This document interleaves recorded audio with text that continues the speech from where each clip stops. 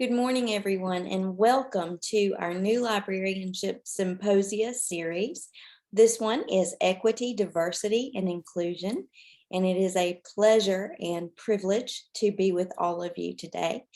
I am Dr. Clayton Copeland. I'm on faculty with the School of Information Science at the University of South Carolina, and also director of our Laboratory for Leadership in Equity and Diversity. We are so excited to be with all of you today, and thank you for your time and such significant and important contributions to a topic that is central to today's society. For it is through equity, diversity, and accessibility that we can truly be inclusive and have an inclusive world.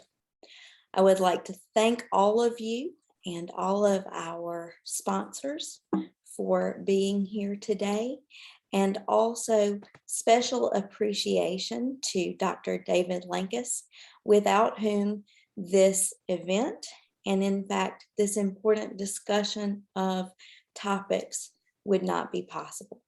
Anyone who knows Dr. Lankus knows his passion and his commitment to things in which he believes, and want to thank him for that commitment and for bringing all of us together today to share diverse yet inclusive perspectives around such important topics.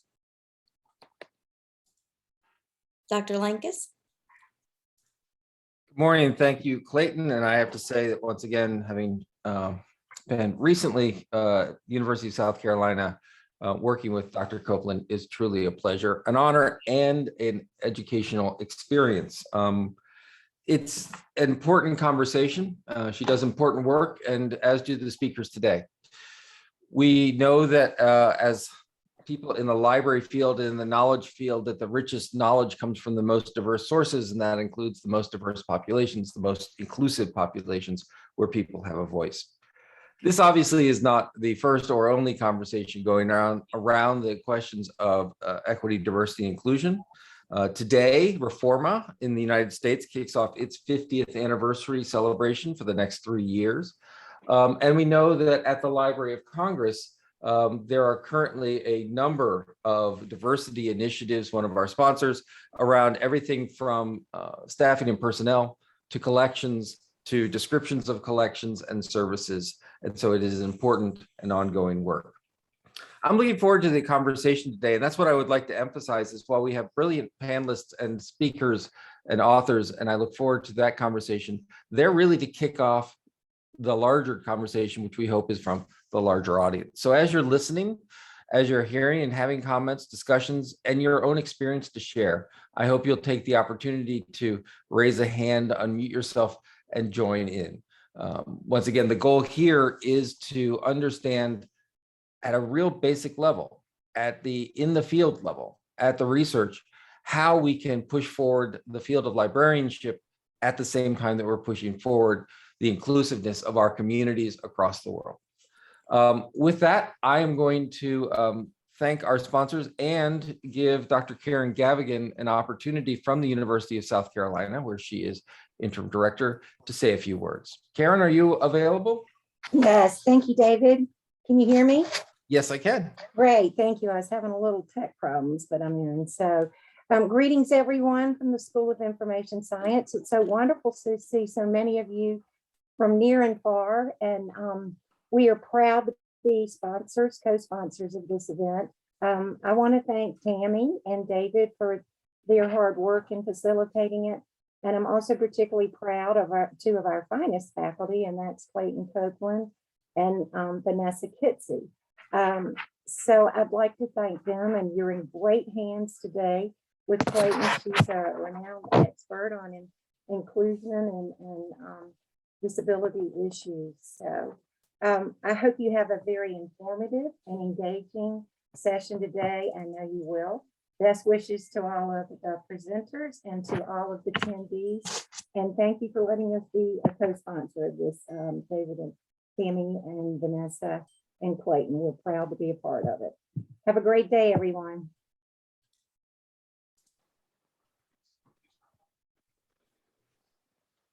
Thank you, Karen. I really appreciate it, and all the work that really you've done and all the work that goes in. Outstanding and excellent program at the University of South Carolina. With that, Clayton, I believe I'm going to hand it back to you to talk a little bit about the day and the structure and get us started. Oh. Thank you. Okay, today we have a very full agenda, and so we will have several breaks throughout the day. Our session today begins with our welcome and introduction, followed by our first panel, Regional Manifestations. Then we'll have a little break. We'll have our In Context panel, another little break. In Society panel, another little break. Our In Communities panel, and our closing remarks. To give everyone an idea of the structure today, we will have 4 panels with 4 panelists each. And again, as Dr. Lankus has indicated, this is intended to be a very informal but seminal conversation guided by broad prompts and questions. So from each moderator for each panel, we will have a welcome and presenter biographies. And then the panelists will address the following questions. What is the problem your work identifies? What do your findings and observations tell us about the future of libraries and information organizations as related to the symposia topics of equity, diversity, and inclusion? And then we will conclude with some final thoughts and ideas. Again, Dr. Lankus's vision is that this will be a very interactive, open conversation. Your contributions are absolutely invaluable, and we are really seeking as much as you will share. So please feel free to, and we ask that you help us make this event as valuable as possible by contributing your own comments and questions. Our papers and presentations have been available ahead of time, and the link is also included here in the PowerPoint slides for anyone who would like to reference the papers and presentations throughout the day. With some procedures, we also need your help, and so let's please work together with this. Panelists, please be reminded that moderators will be keeping time and will transition the discussion. We have our wonderful timekeeper, one of our MLIS candidates with the University of South Carolina, Tessie Holliday, who will message the moderator with kind reminders that 1 minute is remaining and then a request to wrap it up.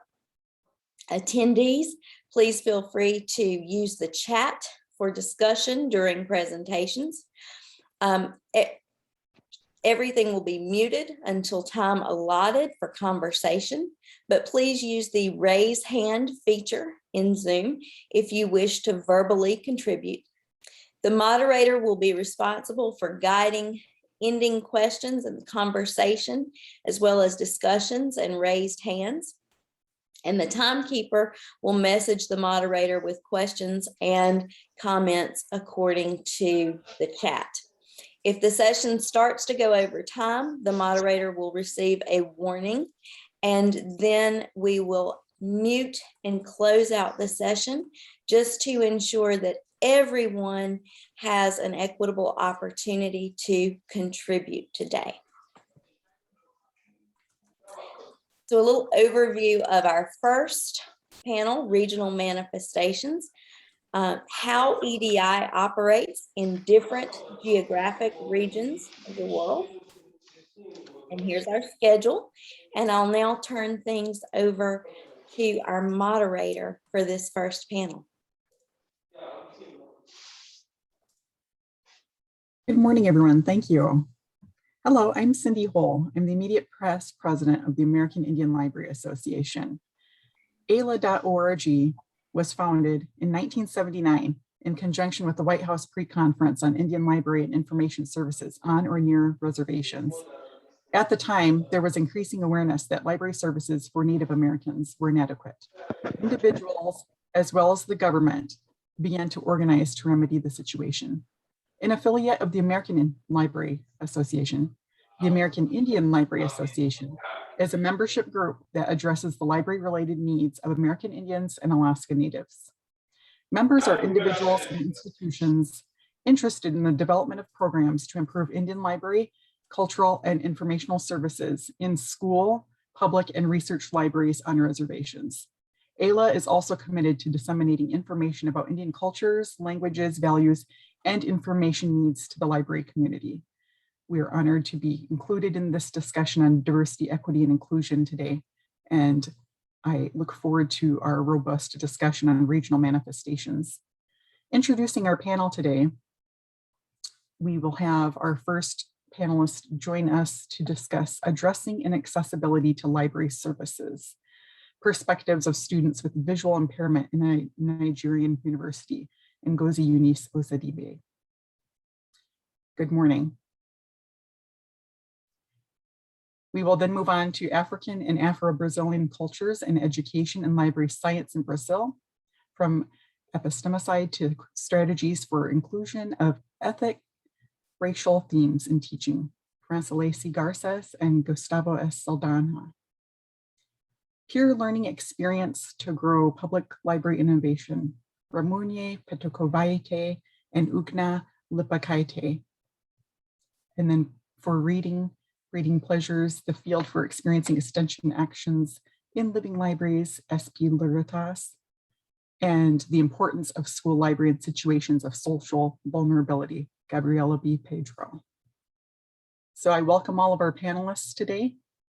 As we jump into our first question, I will call on you and we will go around the panel, taking turns.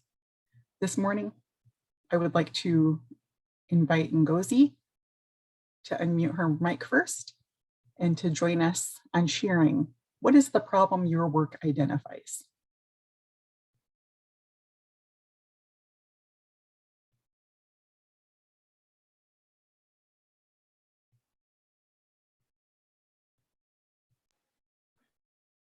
Hello, can you hear me now?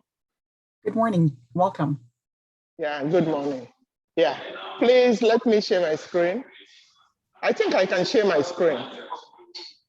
Okay, this work is an attempt to find out if library services rendered in the library, in the special needs section of Nnamdi Azikiwe Library, is consistent with the recommendations of IFLA 2050, of IFLA 2005 on library services to people with disabilities.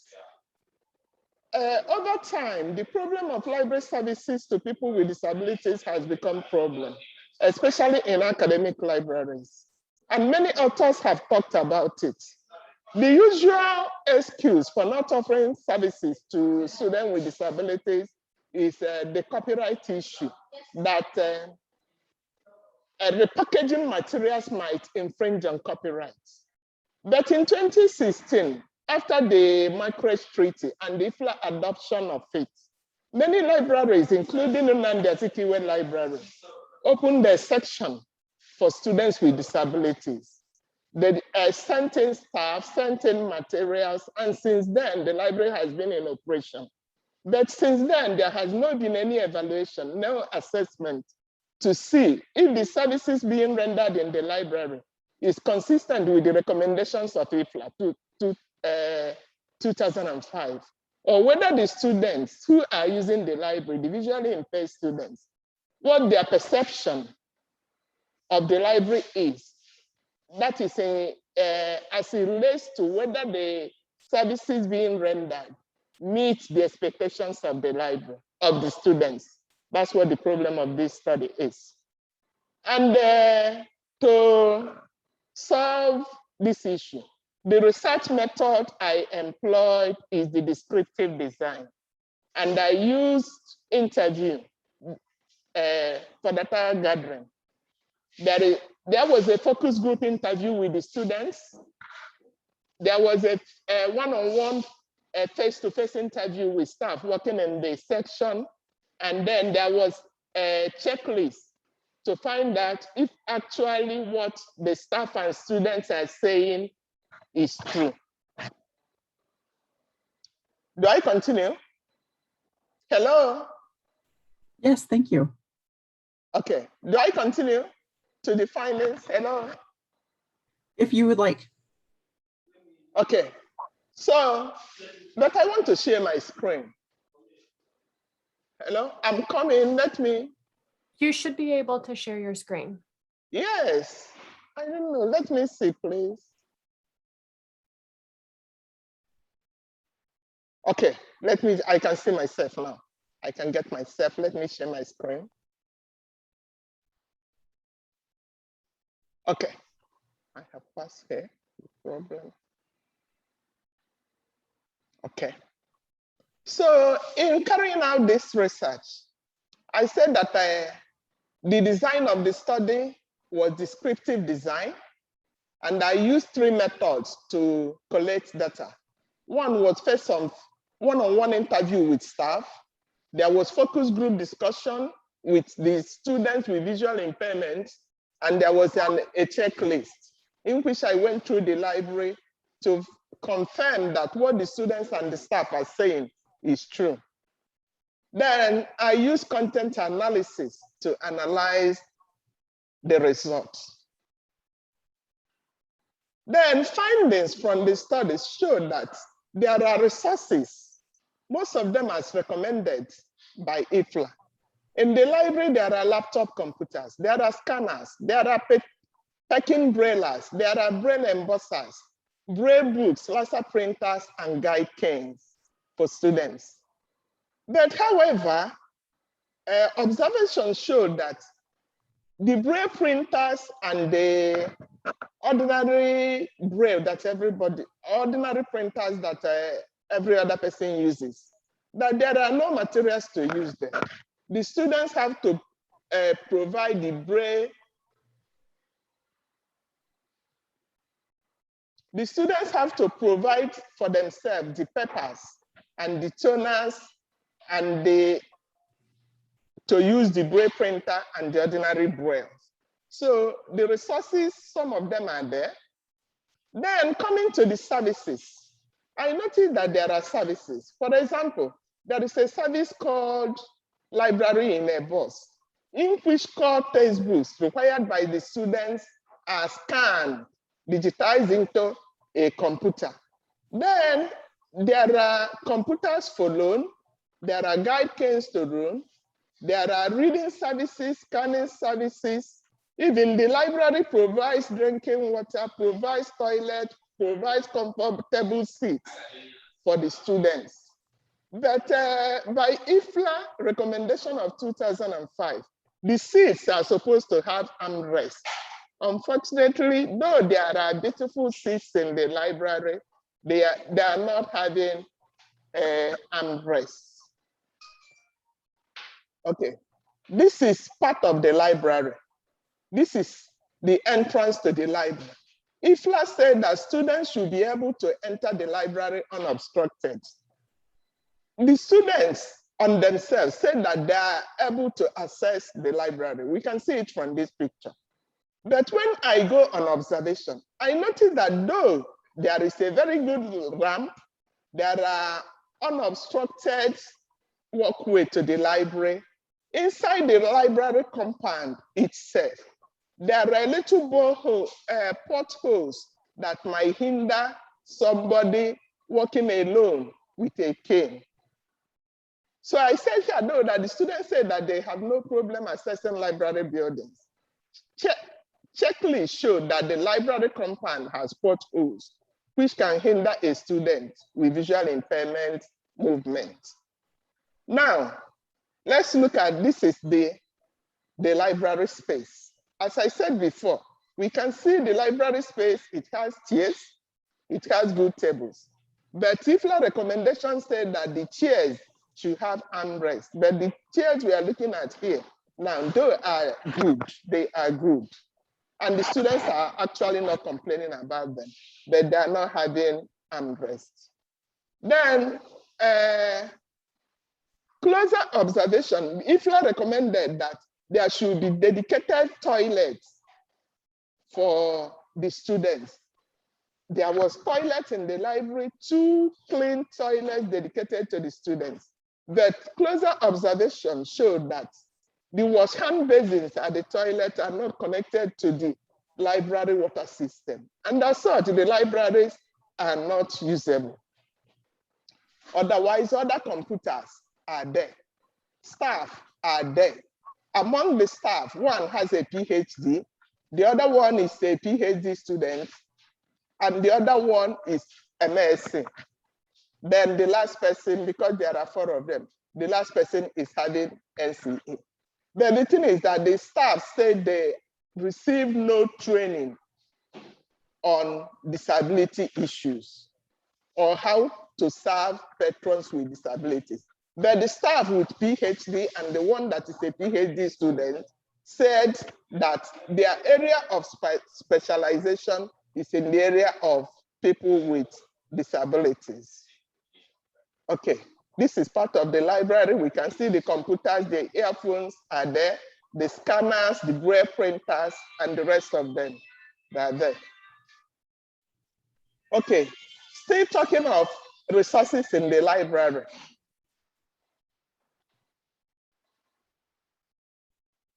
Okay, I have passed this because I have said that the library has trained and dedicated staff. Okay. Okay, the students too, because IFLA recommended that there should be braille books, talking books, large print books, newspapers and periodicals in libraries serving students with disabilities.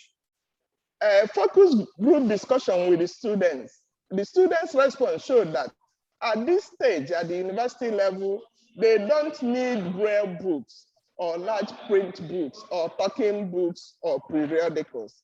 The students said braille books are very cumbersome to move about, and at this time, when they have so many things to read, braille books will be too cumbersome to carry about. So in their own words, having materials online or digitized is better than having braille books. Then on the perspective of the students on the library and its services, the responses of the students differ based on the students' background. For the students who have had the opportunity of using a special library before, they are not so comfortable with the special needs library of Nnamdi Azikiwe library. They consider it more of a beautiful reading room for themselves. But for others who have no idea or who have not enjoyed library services before they entered the university, the library was a beautiful place for them to be.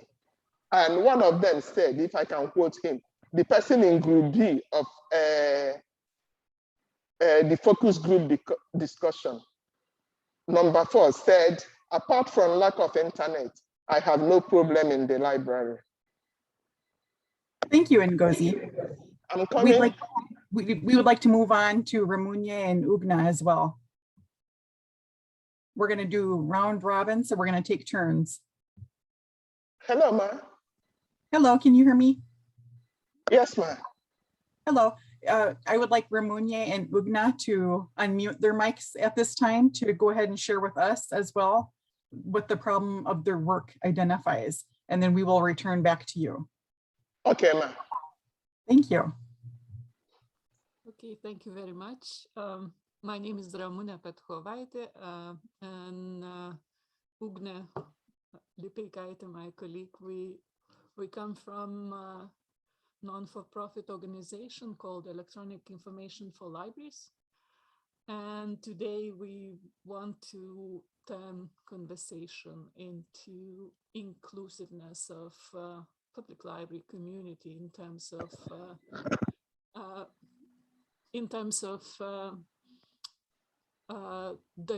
diversity in diversity and equity of opportunities for public librarians for professional development and networking. Excuse me, Ramunier. Yes. I'm sorry, some people are having a hard time hearing you. Could you turn up your mic, please? I'll try to. Okay, thank you. So IFL, as I said, stands for Electronic Information for Libraries, and our program, Public Library Innovation Program, was launched to spark innovation in public libraries in developing and transition economy countries. Over decades, 1 decade that program exists, we worked with over 500 excellent public libraries from lower resource countries and observed that on one hand, their experience and ideas are rarely showcased in international and even national professional convenings and literature. On the other hand, they also are rarely part of national and international professional networks. This prevents their learning of new ideas and inspiration from other public libraries in their own countries, but also across the borders. And the window of opportunity to is even narrower if you are young public librarian, or you work in non-managerial position. So if we take Africa, where that's the case, actually, we base our paper, Peer Learning Experience to Grow Public Library Innovation, the initiative for young African library innovators. So out of 39 public librarians under 35 years old, with work experience from 3 to 10 years in public libraries, we found out that, only a few of them had an opportunity to participate in international networking event beyond their country, and also very rarely they had opportunity to speak in the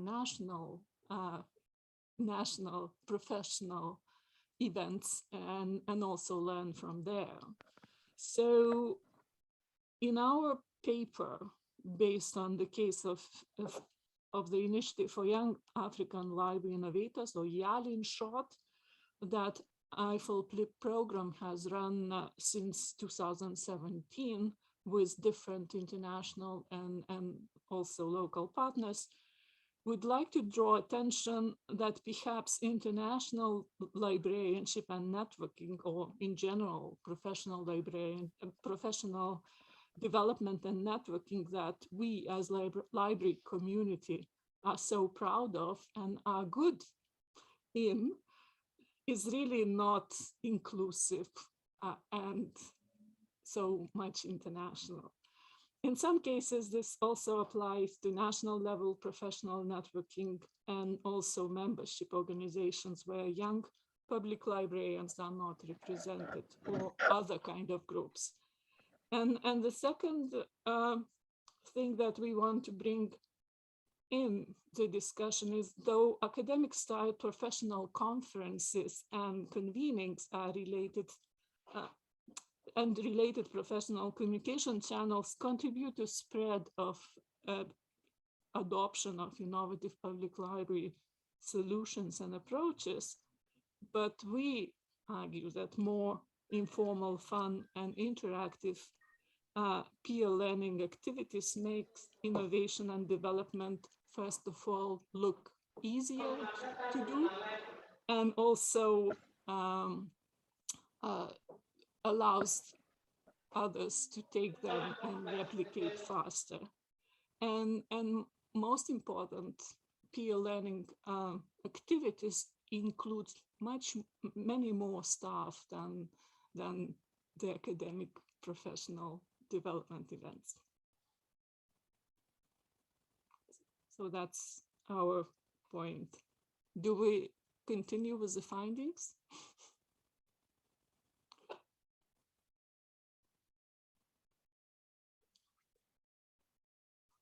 Sorry, we cannot hear you. My apologies. So we have a second question here, and perhaps Ugna would like to unmute and answer this. Why is this problem important? What are the potential solutions and implications of addressing this problem? Well, we tried to address the problem that Ramona described, participation of young library professionals. And actually what I wanted to add to what Ramona described is that we actually developed this program based on a research we done in 2014, 2015. And we wanted to find out how to really promote innovation and encourage young professionals to be more innovative, how to motivate them. And it was quite an extensive study. We actually surveyed more than 120 public library managers and innovators, as well as did some in-depth interviews with leaders of public library networks and professional organizations. And what we discovered is that all response lies in peer-to-peer learning. And this is why we started this idea of peer-to-peer learning program. What we discovered that in order to encourage librarians to motivate, they have to be exposed to other experiences. They have to be able to network, to learn from their peers. And that can be done through international conferences, interactive training events, and so on and so forth. But as Ramona described, participation of young professionals in these events is quite limited.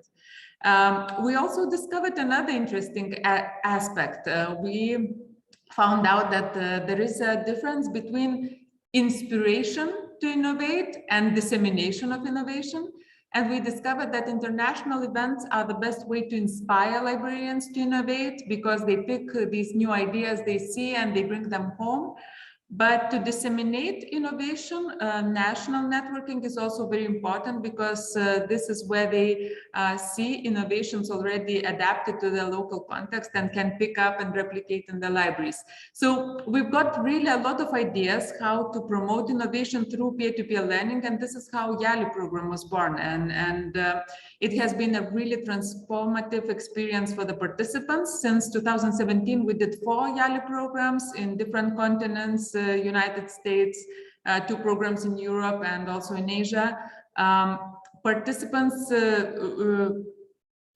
were transformed. People just changed their attitude towards public libraries, towards librarianship as a profession, and towards themselves as librarians. What was their role in libraries and what they can do as young professionals. So I think we accumulated quite interesting experience around peer-to-peer learning, and we are sharing this experience in our paper.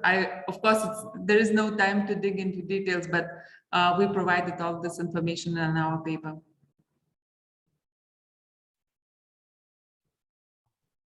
Thank you. Ngozi, do you have other thoughts that you would like to share in regarding to the problem identified? Were there any implications to addressing the problem?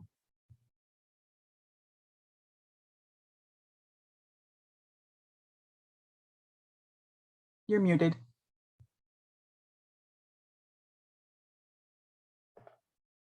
I can't hear you. Hello? Yeah, the question. Can I have the question? Yes. So you shared a little bit about why the problem is important at your university. Were there any implications to addressing the problem? Yes, it is important because inside the university here, we are having a growing number of students with visual impairments. At the last count, we have about 135 of them spread out across 5 faculties. And it is important that we carry all our students along. All these students, they need information. They want to grow to become somebody. And they are succeeding academically, depends on having access to information, much of which are in the libraries. So in as much as we have developed services for them, it is important that the services we develop meet the expectations of the students. And it is important that the students enjoy the service. It is also important for us to find out if our services are in line with recommendations. Just like I found out in the course of this study, why IFLA is saying provide braille books, provide large print books, provide what again? Easy to read books. You find out that these things can fit into children's libraries or public libraries. But within academic libraries, the students feel that at this level, they don't need these things. So I think the study is important. Thank you.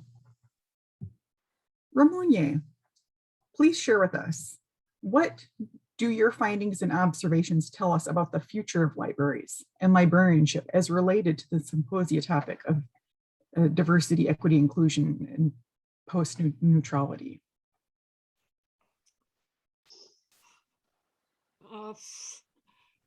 Actually, probably the paper or the case does not say anything about the future, but our contemplation, I can contemplate on, you know, from our experience, I would like to call you upon institutional stakeholders of continuous professional development, whether there would be library association, national or international, or library authorities and less educators, are also training providers, just to really pay attention in you know, and try to analyze who is represented in those events and those processes, and where are groups and which are groups are not there, and then probably set some targets for inclusiveness and diversity and equity, and move, you know, make a changes over a certain time, because more library staff is included into innovation development processes, you know, the practices probably will be better, and this means also a better service to our communities.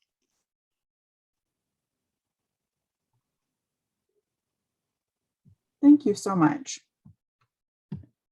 I believe I'm receiving new information that is very critical to this discussion, and I do apologize. We have another panelist who has joined us, and unfortunately, I did not have his name. So I would like to introduce at this time Mr. Pierre, who is also joining us to strengthen this discussion. Would you please unmute, and we welcome you into this discussion today. Thank you. Good morning. Thank you so much for this exciting symposium. My name is Pierre Robrest. I am the CEO of SIP Leituras. I will try to answer the first question. So to give you a context to our case, we are an NGO that has a partnership with the government of the state of São Paulo, Brazil, to manage the two state libraries, Biblioteca de São Paulo and Biblioteca Villa-Lobos, and a program of actions to support the state public library system, a network comprising more than 600 municipal libraries. Although we have some nice libraries, this network is very far from covering the territory and meeting the multiple demands of the numerous communities involved. In general, public authorities, both local, state, or federal, invest very little or nothing in the development of public libraries, and most of the time they do not even have a clear and effective public policy on reading, knowledge, and public libraries. We will talk about one of our programs, Para Ler, which means for reading, as a field for experiencing extension actions in living public libraries. The problem formulated in the early 2010s years for the Para Ler program was how, with very few financial resources, can we contribute to support the right to literature and develop activities to promote reading in communities in context of social vulnerability.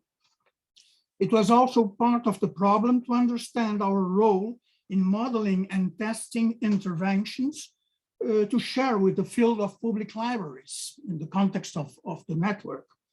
The strategy then consisted of supporting the most diverse organizations of social nature that were already in the territory in the implementation of reading and library actions.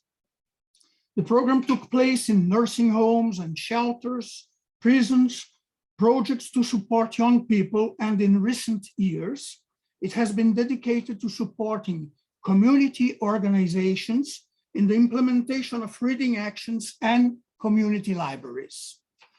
The three main objectives of the program are: A, to make reading, literature, and libraries instruments to support the development of communities. B, to leave with the project's partner organization a legacy of practices and, if possible, a connection with public libraries. And C, to generate public library extension experiences that can be shared with all of the state's public libraries. Thank you. Thank you so much. And more information has been provided in the chat. So as we are moving right along here, there's so much information to be shared. I encourage everyone to continue to engage with the abstracts that are provided on the website and to be able to engage with others as well in the chat. If you have questions, if you have feedback, everyone is welcome to participate in this discussion today. As we're moving along here, our final thoughts and ideas is something that I feel everyone should have an opportunity to share at this time. Again, if you would like to unmute, we can go in order as we started this discussion. And I would like to welcome Ngozi to unmute, and she has 2 minutes to share those final thoughts with us today.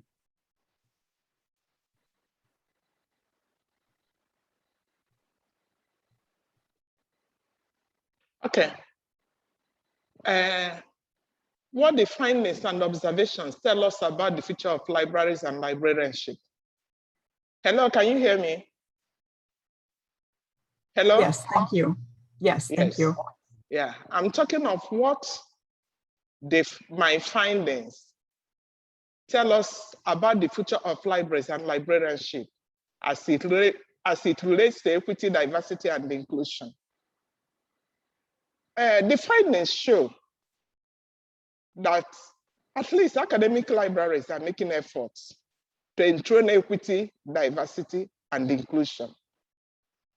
And then gradually, academic libraries are realizing that within the university community are people with diverse abilities who need information for their daily activities. Another thing is that people within the university community, because of their diverse nature, there are able-bodied people, there are people with disabilities, all these people study in different forms. And as such, academic library resources and services must be adapted to fit the learning styles of every patron. And that was what we were trying to do at Naidazikiwe Library. Another thing that I found out is that as librarians do their work, whether they are serving patrons without disabilities or patrons with disabilities, they should bear it in mind that anybody approaching a library has an expectation of what the person wants to get from the library. So the era of one service for everybody, the same style of service for everybody is gone, because in increasing numbers, people with disabilities, especially people with visual impairment, are finding their ways into the universities, and the academic library must take care of them. Then, as it relates, talking more on the future of libraries and how it relates to our topic under discussion. Gradually, libraries are imbibing equity, diversity, and inclusion. And ICT, current ICT revolution is of great help to them. So the future of libraries and librarianship in this topic is very bright. Libraries are trying. I am the pioneer. Okay, thank you. Ramunia and Ugna, I want to make sure you share your closing thoughts as well. Okay, so we also want to encourage public library field really to invest into exploring peer learning activities in full diversity, so, and all formats, because we saw that this is a way to fast track innovation and make, you know, replication from one library to another easier and really inspiring, because not everyone can write you know, academic paper on their practice or case study, but everyone can talk about their what they do in the practice, and also inspire others, explain why, what, how, and to what impact they change the service, and that's really fun. Also, I would encourage to look into the library visits and all traditional ways we learn from each other, because this is also a place for innovation and learning from peers. Ugne, do you have anything to add? Please. Yeah, just a couple of points maybe to add to what you said. I think we learned really a lot about peer-to-peer learning and how it works. And to me, another element which is really important is, you know, our program brings young African librarians to a very different country with very different economic situation, different library systems. And what we noticed, what is really essential when you design programs that bring people from very different contexts, it really has to be a very horizontal, very open dialogue between both sides. What I want to say is that we cannot engage, for example, people from librarians from low resource countries and then bring them somewhere where the experts give a presentation and share the solutions that work somewhere else. I think that what is really key in these dialogues is that both sides share as equals, because both sides has a lot to share. And we had this experience, it still stands in my eyes, you know, last time in PLA conference in Nashville, we brought a bright Kenyan young librarian, and she gave an amazing presentation. I think one of the best presentations on that day. They have a lot to share, and we just need to listen. So I just want to say that when we engage different people, professionals from different contexts, we need to make sure that both sides are open to learn from each other. What else I wanted to say? Probably I already forgot something. Well, then I will share something else. Just compliments to Pierre. Last night I watched video from your library I could not understand Portuguese, but it is just amazing. I could see the passion that people have. So I want to invite you to also look at it if you haven't done so. Thank you. Thank you so much. And we'd like to invite Pierre Andre to continue his final thoughts as well. Thank you. Thank you, Ugne. It was very nice to hear from you. Well, I will try to answer the second question very quickly and give my final thoughts and ideas, not mine, but of all the team which is involved in this project. Okay, so concerning the findings, well, of course, we quite believe in the idea of the public library, but public libraries certainly can be an instrument of individual and collective development, and they are certainly one of the most interesting, since we talk not about development and transformation in the sense that we might say we are going to turn people into what we want or what we understand, but more like we are going to develop with the community a set of tools to help them to become what they understand or what they want. We are therefore talking about multiple platforms, about library as a multiple platform capable of supporting different communities in exploring their interests and exchanging these interests and discoveries with each other.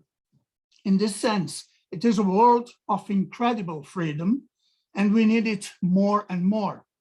Naturally, this requires libraries and professionals increasingly oriented by their role as social and cultural mediators. And we are concerned that team buildings take these needs into account. Our final thoughts, which are most probably more our questions or our where our interest is going towards. We often think of literature as a meeting space with the difference, with diversity. And of course, we understand that libraries have this same commitment. You certainly know that from the point of view of practices, this is actually a very broad and complex issue. We are sometimes very good promoting different identities, but we are also very concerned and interested in trying out what we have been calling encounter tools in libraries. We feel that we have a lot to learn there. We in SP Leituras and in our libraries, how to promote what we have called intercultural mediation, or how to put in contact those different communities to exchange their knowledge and their views. We have been trying some projects in this sense, for instance, building a collection.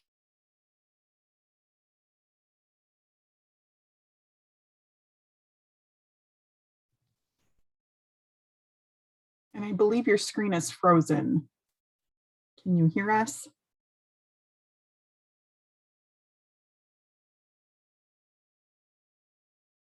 While he resets, hopefully he will be able to rejoin us. We do have some questions that we can start getting into to move our session along. So the first one is, we have a question from Dr. David Linkeys to the panelists. How important is it in peer learning to have institutional support, or does peer learning work around institutional limitations?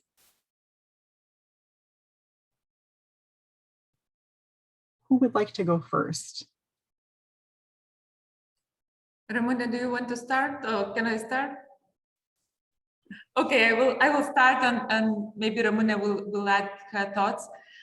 From our experience, well, we work in low resource countries, so that's already a limitation in the most things that we are doing. And of course, libraries have few resources and little support. So my experience is kind of double-sided. From one side, I think that with ICT and libraries in low resource countries are also getting increasingly connected to the internet, and librarians have more opportunities. And with COVID, most of professional events transitioned to online space, which was actually a very good thing for low resource countries, because for the first time in their lives, many of them managed to join professional events, especially the ones that were free of charge, you know, so people could join, for example, Occupy Library and listen to wonderful content. So in this sense, I think that these opportunities really exist, and they are increasingly more open to professionals from low resource countries. However, I feel that first introduction is also very important. I can see that, for instance, we give one scholarship and we bring young professional to a 3-day conference. And that's a new start of his or her life. They start this personal contact, they exchange information, they see that on the other side, there are same people with same problems that they can discuss as equal. And then everything starts and these networks grow. But this first... Could I jump in there just really quickly? Yes. I mean, because I understand the resource issue. What I'm curious though is, in order to get that person someplace else for 3 days, yes, there's the money and resources, but the director has to give them time off. And definitely. Right. And so, I mean, that's what I'm curious about, is that, you know, there's been a lot of discussions around the use of peer learning networks, and I often see them framed as a way of connecting, for example, progressive practice, because someone feels alone in a library, like they're the one person who wants to push for communities. They're the one person who wants to push for internationalization. And so I see a lot of discussions of peer networks of sort of avoiding the limitations of their own institutions. I'm just wondering if you encountered that. Ramona, maybe you can add on that. We definitely have some experience on... Yeah, in general, definitely the personal initiative, and here where peer learning starts, right?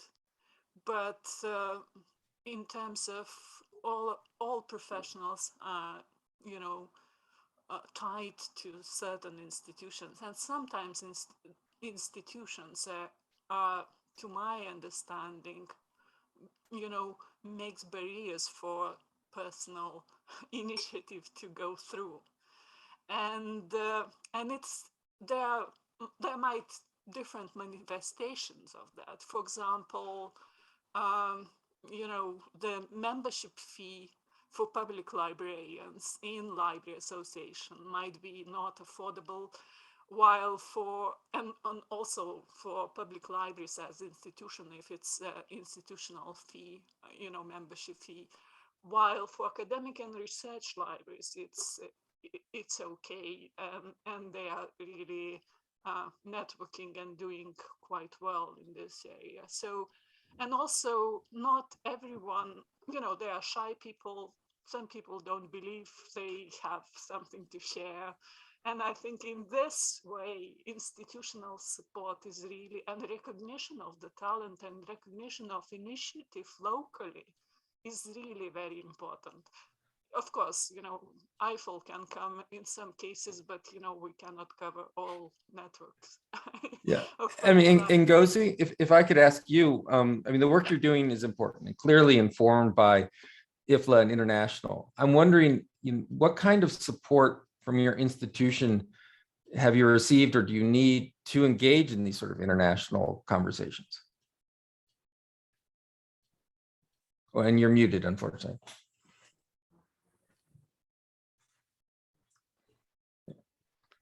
Okay.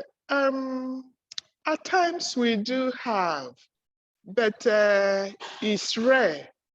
In my university, they said it takes 3 years to get institutional support to attend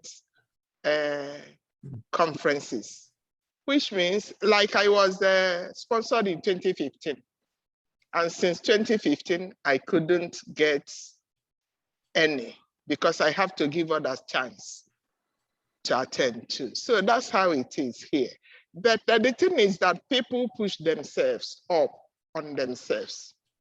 Librarians are not waiting for the institution to push them, because part of our promotion exercise here is that for you to attain a certain level, at least the post of a senior lecturer in the university, you must have attended 20 conferences from the time you joined the university. So in that case, nobody is waiting for the university to push him or her, unless you don't want the promotion. Thank you. Appreciate the input, folks.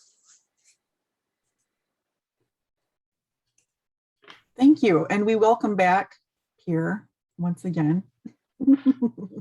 During your presentation, Dr. Lankeys did have a question for you in the chat.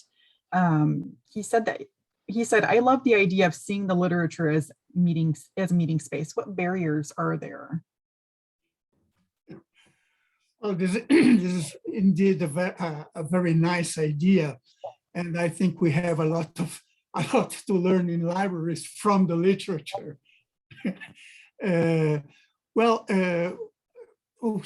I'm sorry, my connection seems to be unstable, but I will try to answer you. We experience many difficulties to improve actually these actions in libraries, and I think the most difficult is to really include patrons of the most diverse communities into the discussion of our collections and the reading activities.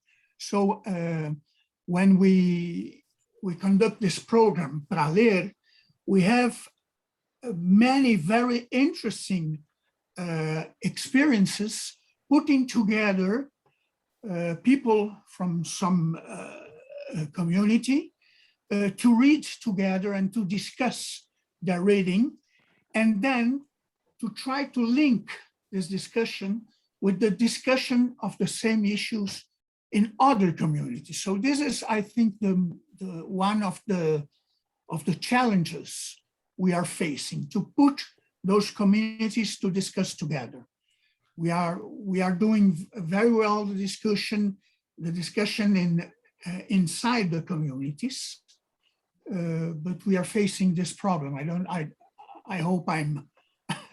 Yeah, I mean, what's striking me across these three presentations is barriers to access, right? So one is physical accessibility and making sure that people have material in which they can access the conversations, the materials, as we heard from Ngozi. When we hear from Ugnan and Ramon, which is the idea of barriers of access to the community itself, of librarians of practice, and breaking those, and looking at resources and projects and information communication technology is one.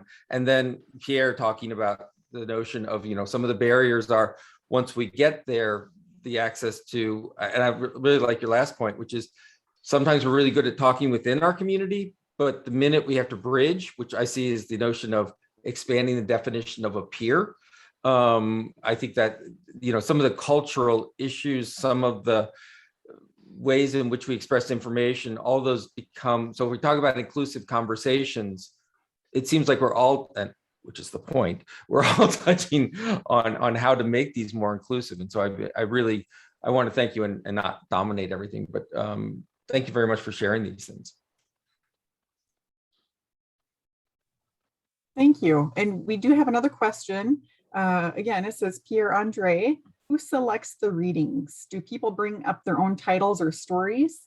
How do we create a safe enough environment that people feel safe to bring up stories that matter to them, although they may view them as lesser, different, localized, etc.? Well, there are two issues there. There are a lot of issues, but two of them that I think that are very interesting. One is the selection. The selection, of course, we we count on librarians and on on writers, but also on the demands of the community in terms of themes or even titles, if they have. So it's a mixture, and it's very important to include and to give a very large space to the demands of the readers, effectively. And well, to put them in a safe situation, well, as this program, we run it with local community organizations. We count a lot on those local community organizations, as well on the professionals we involve in the program, in the sense that, as I described previously, we are very interested in work with people who has really social awareness and social and very good personal skills to put everybody very comfortable to share their experiences and their readings, of course. Wonderful, thank Did I you. answer your question, Nadia? Yes, thank you, Pierre. Thank you. We might have time for one more quick question. I also posted the link to the abstracts in the chat. Once again, so much good reading material.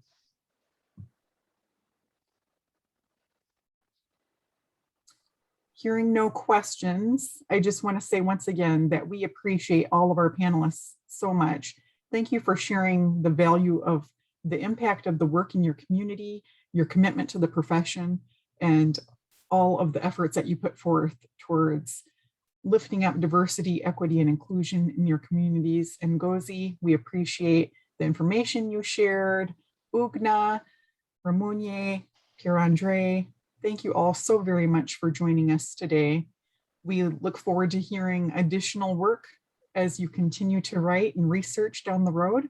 And I want to thank Dr. Lenkes and everyone who sponsored this wonderful Symposia series. And I appreciate the opportunity to represent the American Indian Library Association today. From the bottom of my heart, Pidamaye, thank you. Thank you very much. Thank you so much. Hello. Thank you. Thank you very much. Yeah, thank you very much. There is a question on the chat for me. Hello. Hello. Yeah, we can hear you. Yeah, there is a question in the chat for me. Oh, There is a question. Okay. Oh, I apologize, I missed it. Yeah. Yes. So Please. yes, I work very closely with the students with visual impairment. And in every activity in introducing any service, we sought their attention. So we carry on the students with us in service, design, and innovation. I don't know if I have answered that question. There is a question asking if we work with the youth. Hello.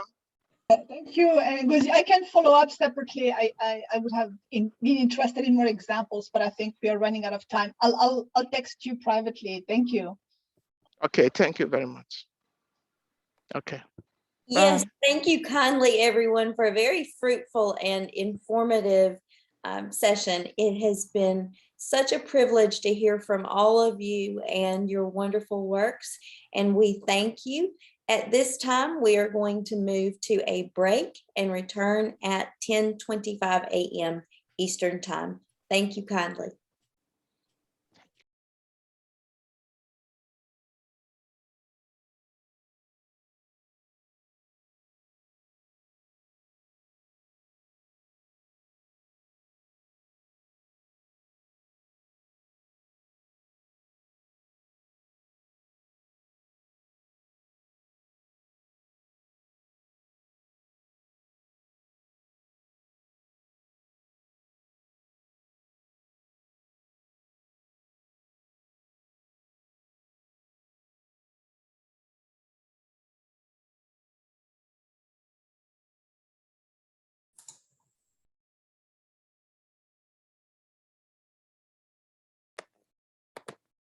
Hello, everyone, and welcome back. Hopefully you enjoyed that little break and time of respite. And at this point, we have a welcome from Sean T. Burns Simpson from the Black Caucus of the American Library Association. Thank you so much. Thank you. And hi, everyone. Yes, I am Shanti Burns Simpson, the president of the Black Caucus of the American Library Association. And I have the wonderful opportunity to work with colleagues from across the country to meet the mission of BCALA. That mission includes advocating for the development, promotion, and improvement of library services and resources to the nation's African American communities. So equity, diversity, and inclusion has always been at the core of our work. Founder E.J. Josie, who was a past ALA president and involved in the civil rights movement, mentored so many people in the library world and beyond. But less people know of Effie Lee Morris, who's another co-founder of BCALA. She was a children's librarian, educator, and activist who pioneered public library services for minorities and the visually impaired. She was the first African-American president of the Public Library Association. It's the vision and work of our founders that provides the framework of our 50-plus-year-old organization. To learn more about the Black Caucus of the American Library Association, please go to bcala.org. I'm so excited for our next panel, which will discuss applications of EDI ideals to specific practice-based initiatives with moderator Laverne Gray. Thank you.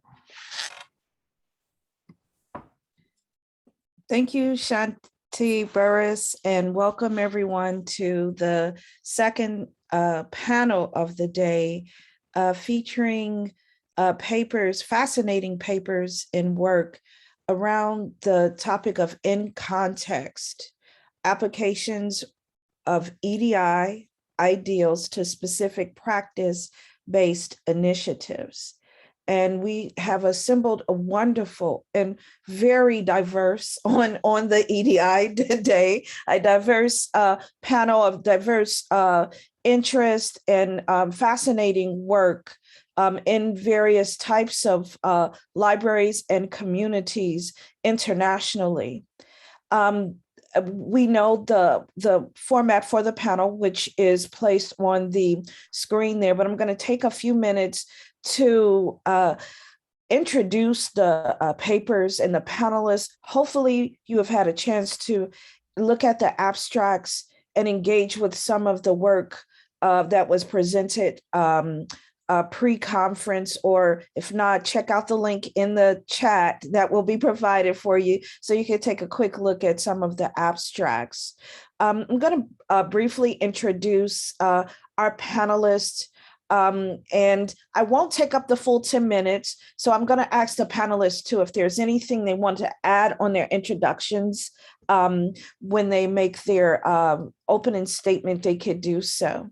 Okay, so first we have the paper, Be My Guest, From Welcoming to Hospitality in Libraries, and Raphael Betts from the University of Bordeaux is presenting that information or representing that work, and has a fascinating video on YouTube where they discuss the complexities of that work.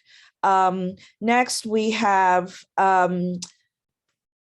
Librarians, Outreach and Evaluation, EDIA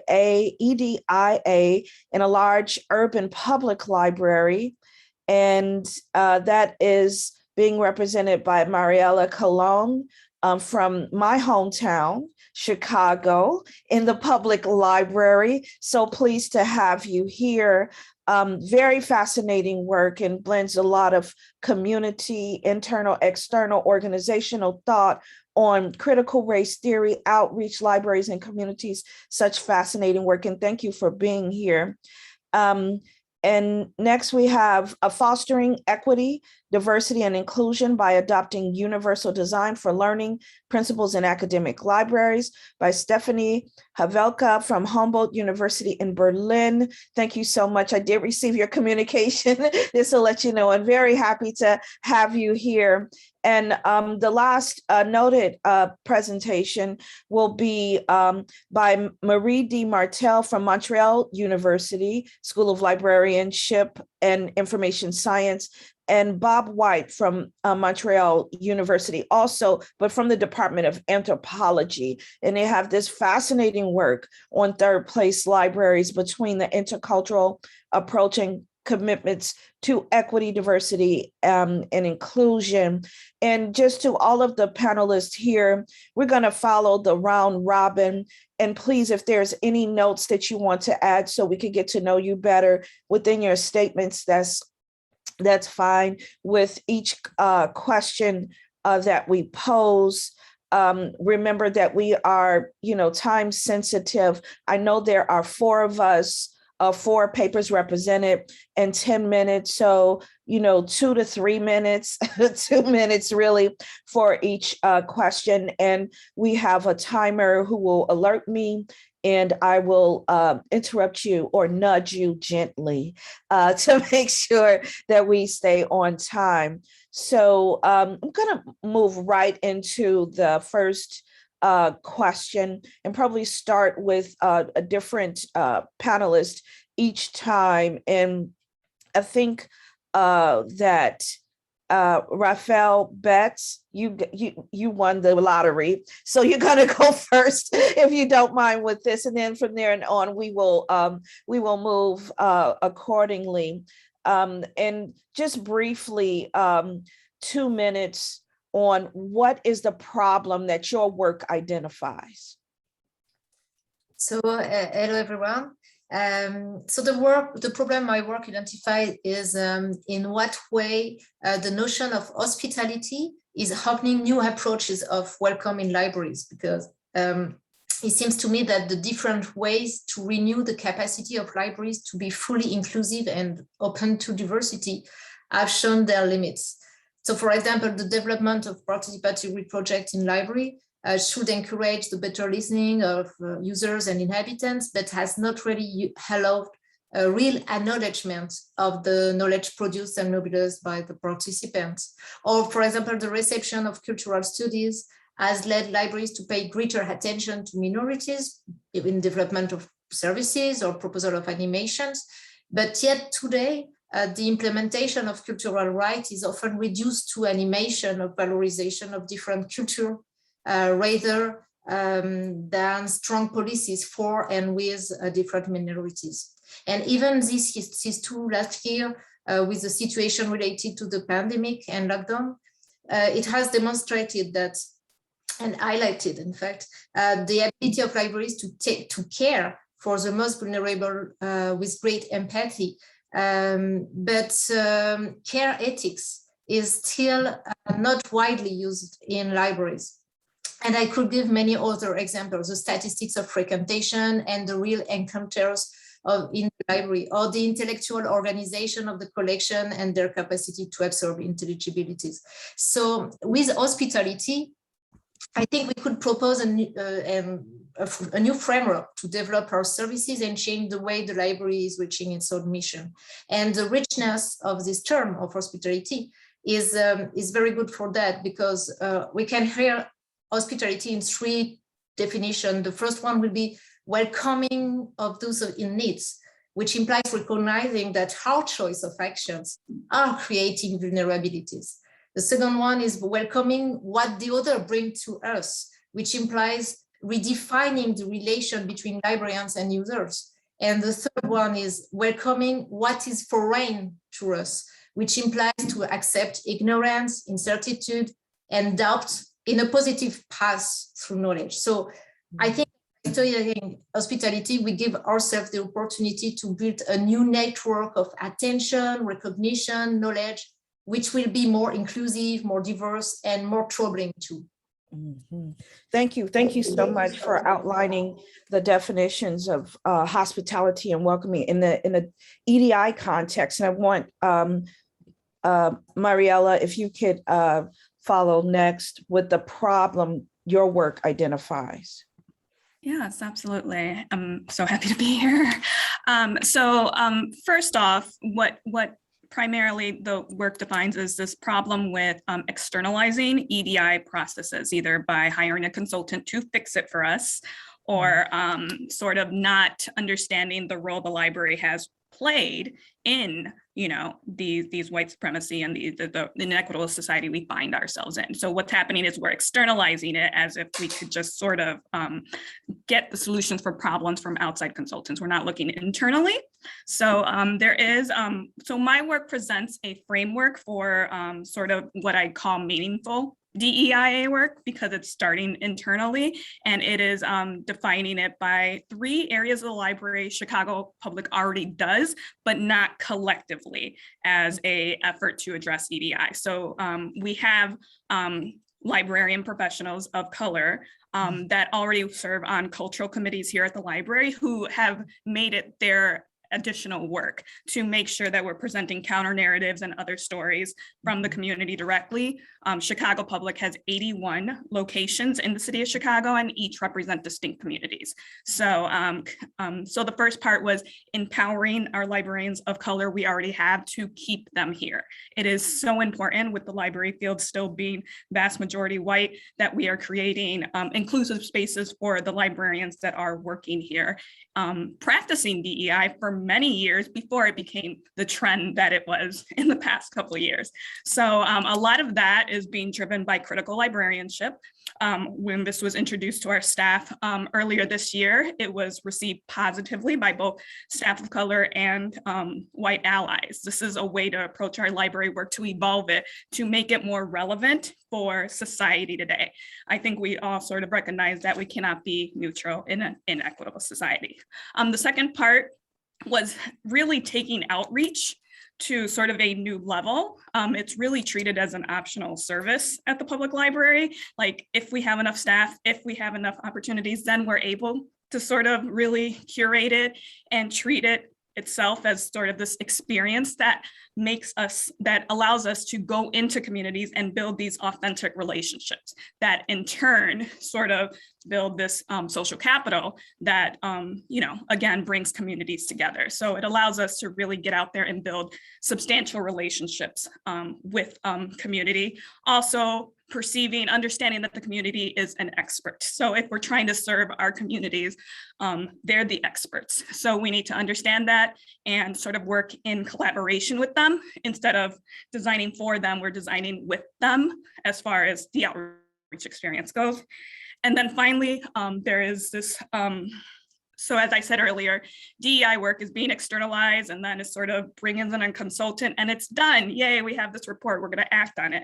But really, it's about measuring the success of DEI initiatives is extremely difficult. And there's a lot of it rooted in quantitative practices. I say in my paper that we can never declare ourselves to be 5% less racist this year. That's not how you measure how this work is going to work. It has to be intersect with qualitative data gathering. So honestly, I propose that we would use design thinking, which is all about analyzing behavioral change and how that takes time to actually measure the success of any sort of initiative that follows what we hope to do with DEIA work. Really, it's about contributing to being a more equitable society. All right, thank you so much. And I'm seeing the thread already just from the 2 introductions, and thinking about the community and the internal structures of the library and what that means in that bridge, right? And our state of mind in how we view these communities. So thank you. So I'm going to move right on to Stephanie. If you can just briefly talk about what the problem your work identifies. Yeah, hi everyone. I'm talking from Dublin, just moved for a new job. Okay, so my work, the Universal Design for Learning Guidelines, have been around for quite some time, right? They're not a new kid on the block. And also, they have been adopted and adapted into the higher education curriculum, and of course, academic libraries to some extent. Our paper shows that there is still, and there will always be a need to embrace UDL principles in academic libraries fully. So the UDL is a framework with 3 principles. Many of you will be familiar with it. These are 3 principles. The first one is engagement, the second representation, and the third action and expression.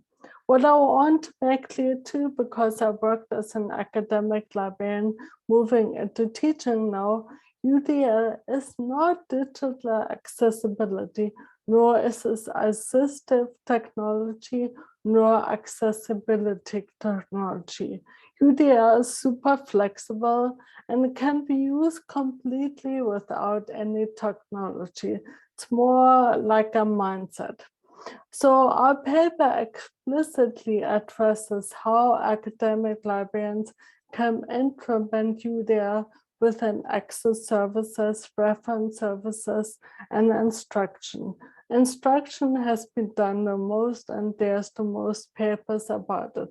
But I want to give an example of the UDL principle, multiple means of representation, as part of your circulation.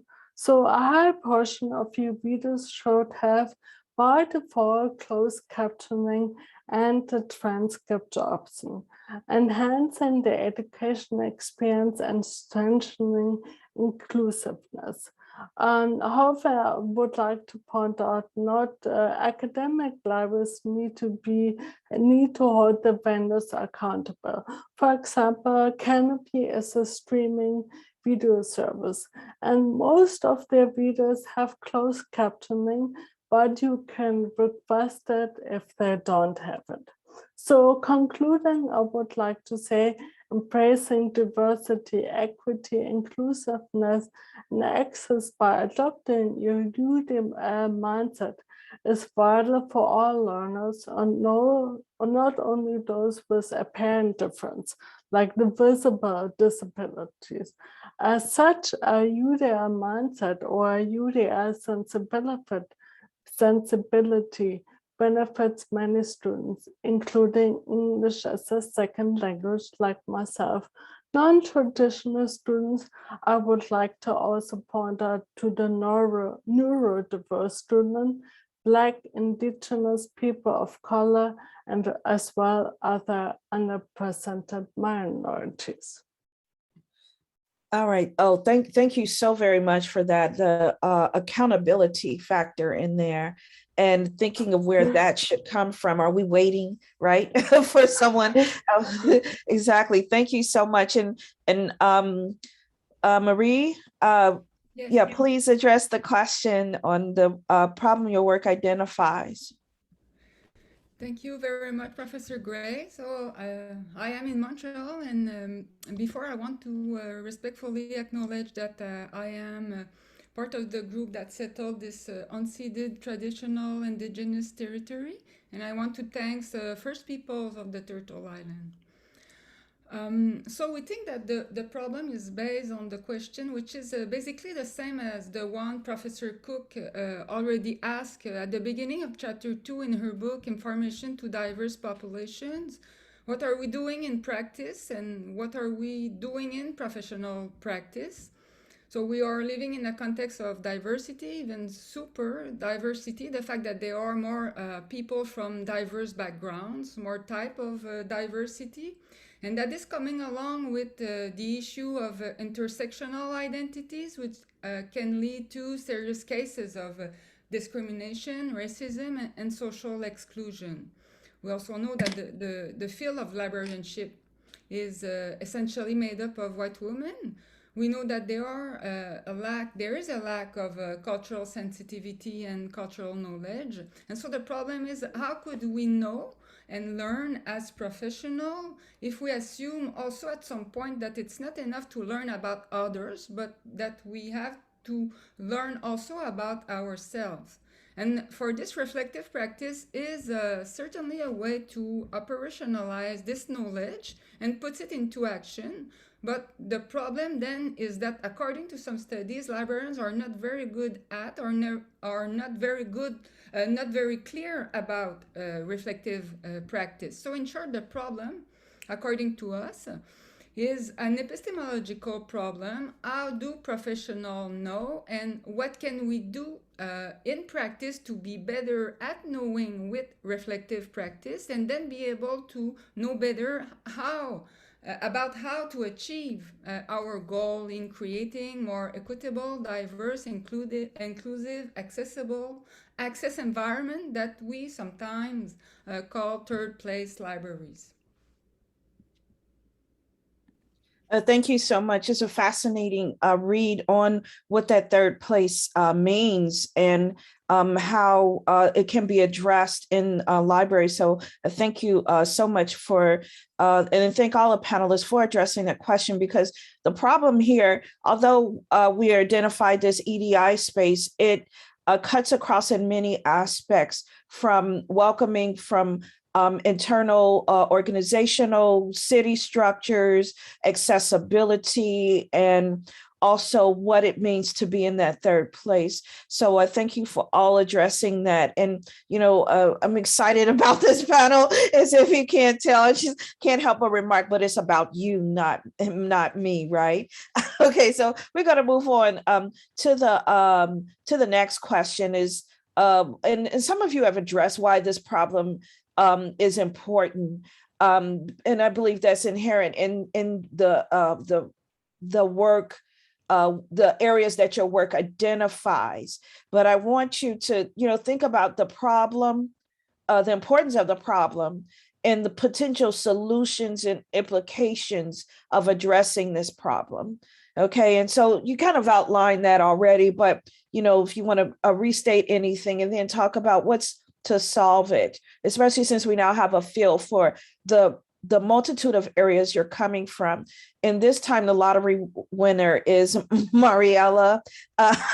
So if you could address that first. Great. Sorry, I'm having computer problems, but I had a backup computer. I mean, to expand upon a little bit, really what it is, what really bothers me and what's really inspiring right now is the fact that even post-pandemic, we're moving into the infodemic, like really bad. And you find this in the public library happening all the time. We have staff members who are not sure what to do when a patron is asking to print a fake vaccination card. You know, what is our role? What are we doing? And are we inadvertently contributing to this infodemic? So with that said, I mean, what I really am concerned with is the fact that we are, again, inadvertently creating, at the very least, uncomfortable environments for our librarians and staff of color, and at the extreme, hostile work environments, because we're not sort of taking a stance either or about what the library is supposed to do, the limitations, and how we're, you know, facilitators of knowledge creation based in facts, and why that is so, you know, so such a controversial statement now. It is very difficult. And then sort of building into how interdisciplinary critical race theory has become in the past couple of years, especially. You know, I wasn't familiar with it 5 years back, but understanding that the legal field especially had made a point of pointing out how this works in educational context, in librarian context, in business context. And that's very intentional, because it's the only way we're going to be able to address the massive shortcomings of our written histories and how to present that. And it actually provides a framework of how to build action. It's not just theoretical in the academia tower. This is how it should happen. No, this is how it will happen. And it also really provides a framework for identifying how we already do some of that, and how it's like representative of our best programming and really resonates with all the audiences we're trying to really help. So that's really my main concern. It's making sure we get a lot of librarians of color in the profession, but making it a very inclusive environment for them to thrive, to work to their full potential. not to be just representative, but to be able to speak and really affect change, especially in public librarianship, where it's just at the ground level with the public and so influential in our communities. Thank you so much. So multiple voices. And so next, Stephanie, if you can address why is this problem important in the potential for solutions, implications of addressing this problem of universal design and accessibility you so wonderfully expressed earlier. Right, unmute myself. So in our literature review, we found only a few in-depth research articles applying really UDL to academic libraries. So we perceive a need for more research articles that really look at, for example, the assessment of UDL guidelines in academic libraries. So once you have done it, does it really foster equity? Does it help the people with visible and invisible disabilities? Does it help people that go back to school after a break of 20 years or something like that? So I would like to say that our profession, and this is like a defense and a discipline, I believe that many academic librarians have, libraries have used concept for UDL, and of course driven to diversity, equity, inclusion, access for many years. However, there's one author, he's called Edburn, and he demands, and I kind of agree with him, unless serious intellectual energy is devoted to addressing the current shortcomings of UDL of the construct, within the next 10 years, we might be commemorating the passing of another educational fad. Like, oh, remember UDL, that was 10 years ago. But I have included two very recent articles in my in our paper. And the first one is kind of counterbalancing the notion of UDL as an educational fad. And the first one, Pico and Vecchione, created the library model of adopting accessibility practices in acquisitions. It's a way for libraries to identify their organization along a pathway and look forward to continually improve their expertise, services, and adoption of UDL.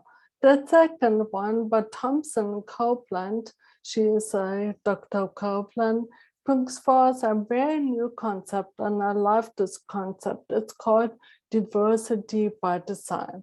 They understand that diversity by design framework is when the inclusion in the LIS educational setting takes on layers of integration deeper than simply offering a single elective course entitled Diversity and Inclusion in Public Libraries. So that's one example. In summation, I would like that the UDL guidelines, and I have a chance to do that now, to be taught more in the LIS curriculum. Once you are familiar with it, you understand, maybe I should check for my word accessibility, or why do the PDF need to be OCR compliant, right? So, and this is the only way, if we integrate it into our teaching, that we guarantee its longevity. So nurturing diversity, equity, and inclusion by adopting UDL and academic libraries certainly is no panacea, right? But I believe it will help raise awareness and advocacy, and thus ensure that libraries and their resources and services are truly for all kinds of learners. Thank you so much. Gonna ask, we are behind on time already, but it's okay. So I just would like Professor Marie Martel and then Raphael Batts to address the same question, but thank you so much. Thank you. So our proposal aims to specify a way maybe to explore and design the libraries of tomorrow, libraries as meeting place. And we propose to do this by adopting a clearer and more intentional reflective practice model, which is relying upon an intercultural approach and the concept of cultural safety, with the requirement of participation that cultural safety presupposes. So the intercultural approach constitutes a reflective activity that proceeds by means of a back and forth process between an activity of centering or centration to allow for a knowledge of one's identity and a decentration to allow for creating knowledge about the situation of others. And more precisely, centering as self-reflection aims at making explicit, at bringing to consciousness as a critical consciousness what is internalized in relation to our own cultural frames, and also by analyzing the way in which professional, institutional, and organizational frameworks constitute oppressive, colonizing, racist systems. On the other hand, the knowledge of others implies a movement of decentration towards the other with empathy in order to understand its identity mark and difference, its historical and migratory trajectory, including the impact of the relation of power, domination, oppression, and their intersection. So this intercultural mapping work allows to put in place the condition for mutual understanding, also for the negotiation of new agreement, and eventually the transformation of this knowledge into action. However, there is another part of our proposal, and we appeal also to the use of the concept of cultural safety to describe a more advanced level of critical consciousness within the framework of reflective practice. Indeed, recent work in nursing about the concept of cultural safety has shown that the concept of cultural safety is more relevant and productive to achieve the objective found in many politics of equity, diversity, inclusion, accessibility for at least three reasons. Cultural safety framework more explicitly assume that this reflective practice must be approached as institutional, organizational, systemic process rather than an individual issue. And cultural safety framework is intercultural. In other words, it is a practice that is oriented towards the relation between identity and difference rather than focusing primarily towards others. As such, cultural safety tends less to essentialize or even amalgamate those who are different from oneself or the dominant group.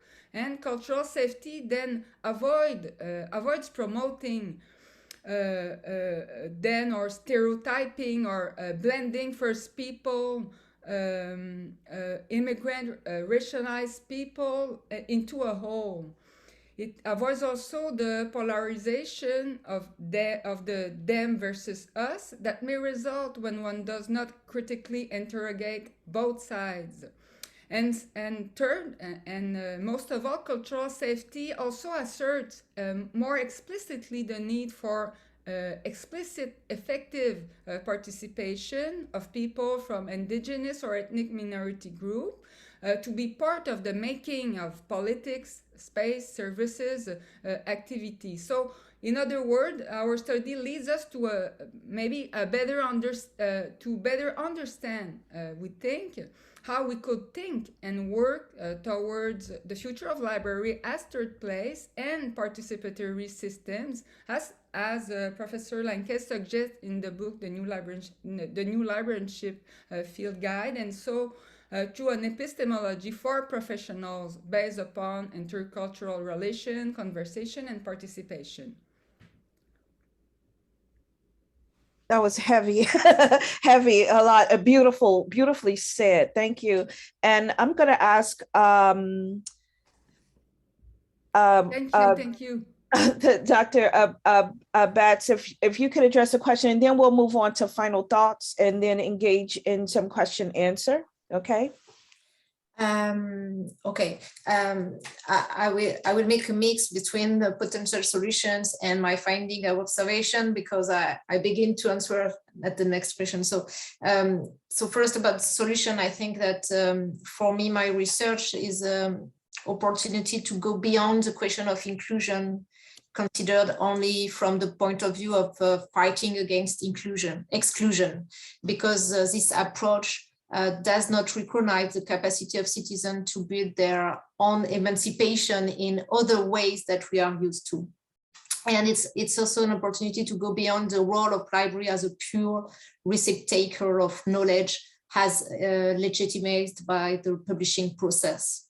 And it's also an opportunity to create new common goods, common knowledge, in fact, which are both a reflection of the way of living in the world, but also a means of creating new narratives. So the hospitality gives us the possibility to redefine how the library finds its place in the circulation of information and knowledge on the territory, without being the only prescriber of knowledge. And my work is still in process, but I'm trying to use this framework based on hospitality to study the circulation of scientific and lay information in situations of climate emergency in territories that are facing this kind of problem, like a transformation of the coastline or things like that. And based on this definition of hospitality, I set up experimentation protocols to design tools to enhance and put into dialogues all this knowledge. This leads me to work on how librarians can draw on the ethics of care to define the continuum of vulnerability at work in situation of crisis, and then pay attention to the condition of knowledge production of these vulnerable people. And for now, this concept, in fact, is really not used in libraries in France, where I come from. So we need to study what are the barriers of such a conception of service for librarians. And the second point is how the librarians can rely on the bibliographic transition to think about the articulation between knowledge on different forms, nature, obsolescence, and condition of legitimization. And one of the question is how to design a tool that accepts a knowledge that is in fact an event because of its temporality, because of the condition of its production, because of the condition of its reception. So we need to question the value of the event in the process of knowing.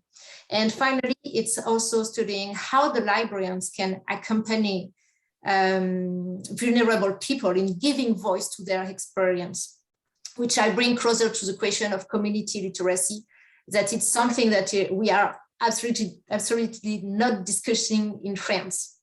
So we need to study the ability of the librarians to open their library to others' intelligibilities, the way to make the world intelligible. Sorry, I don't succeed to say that word in English. So these elements are steps toward the future that I see for the library and that I describe as a documentary hospitality.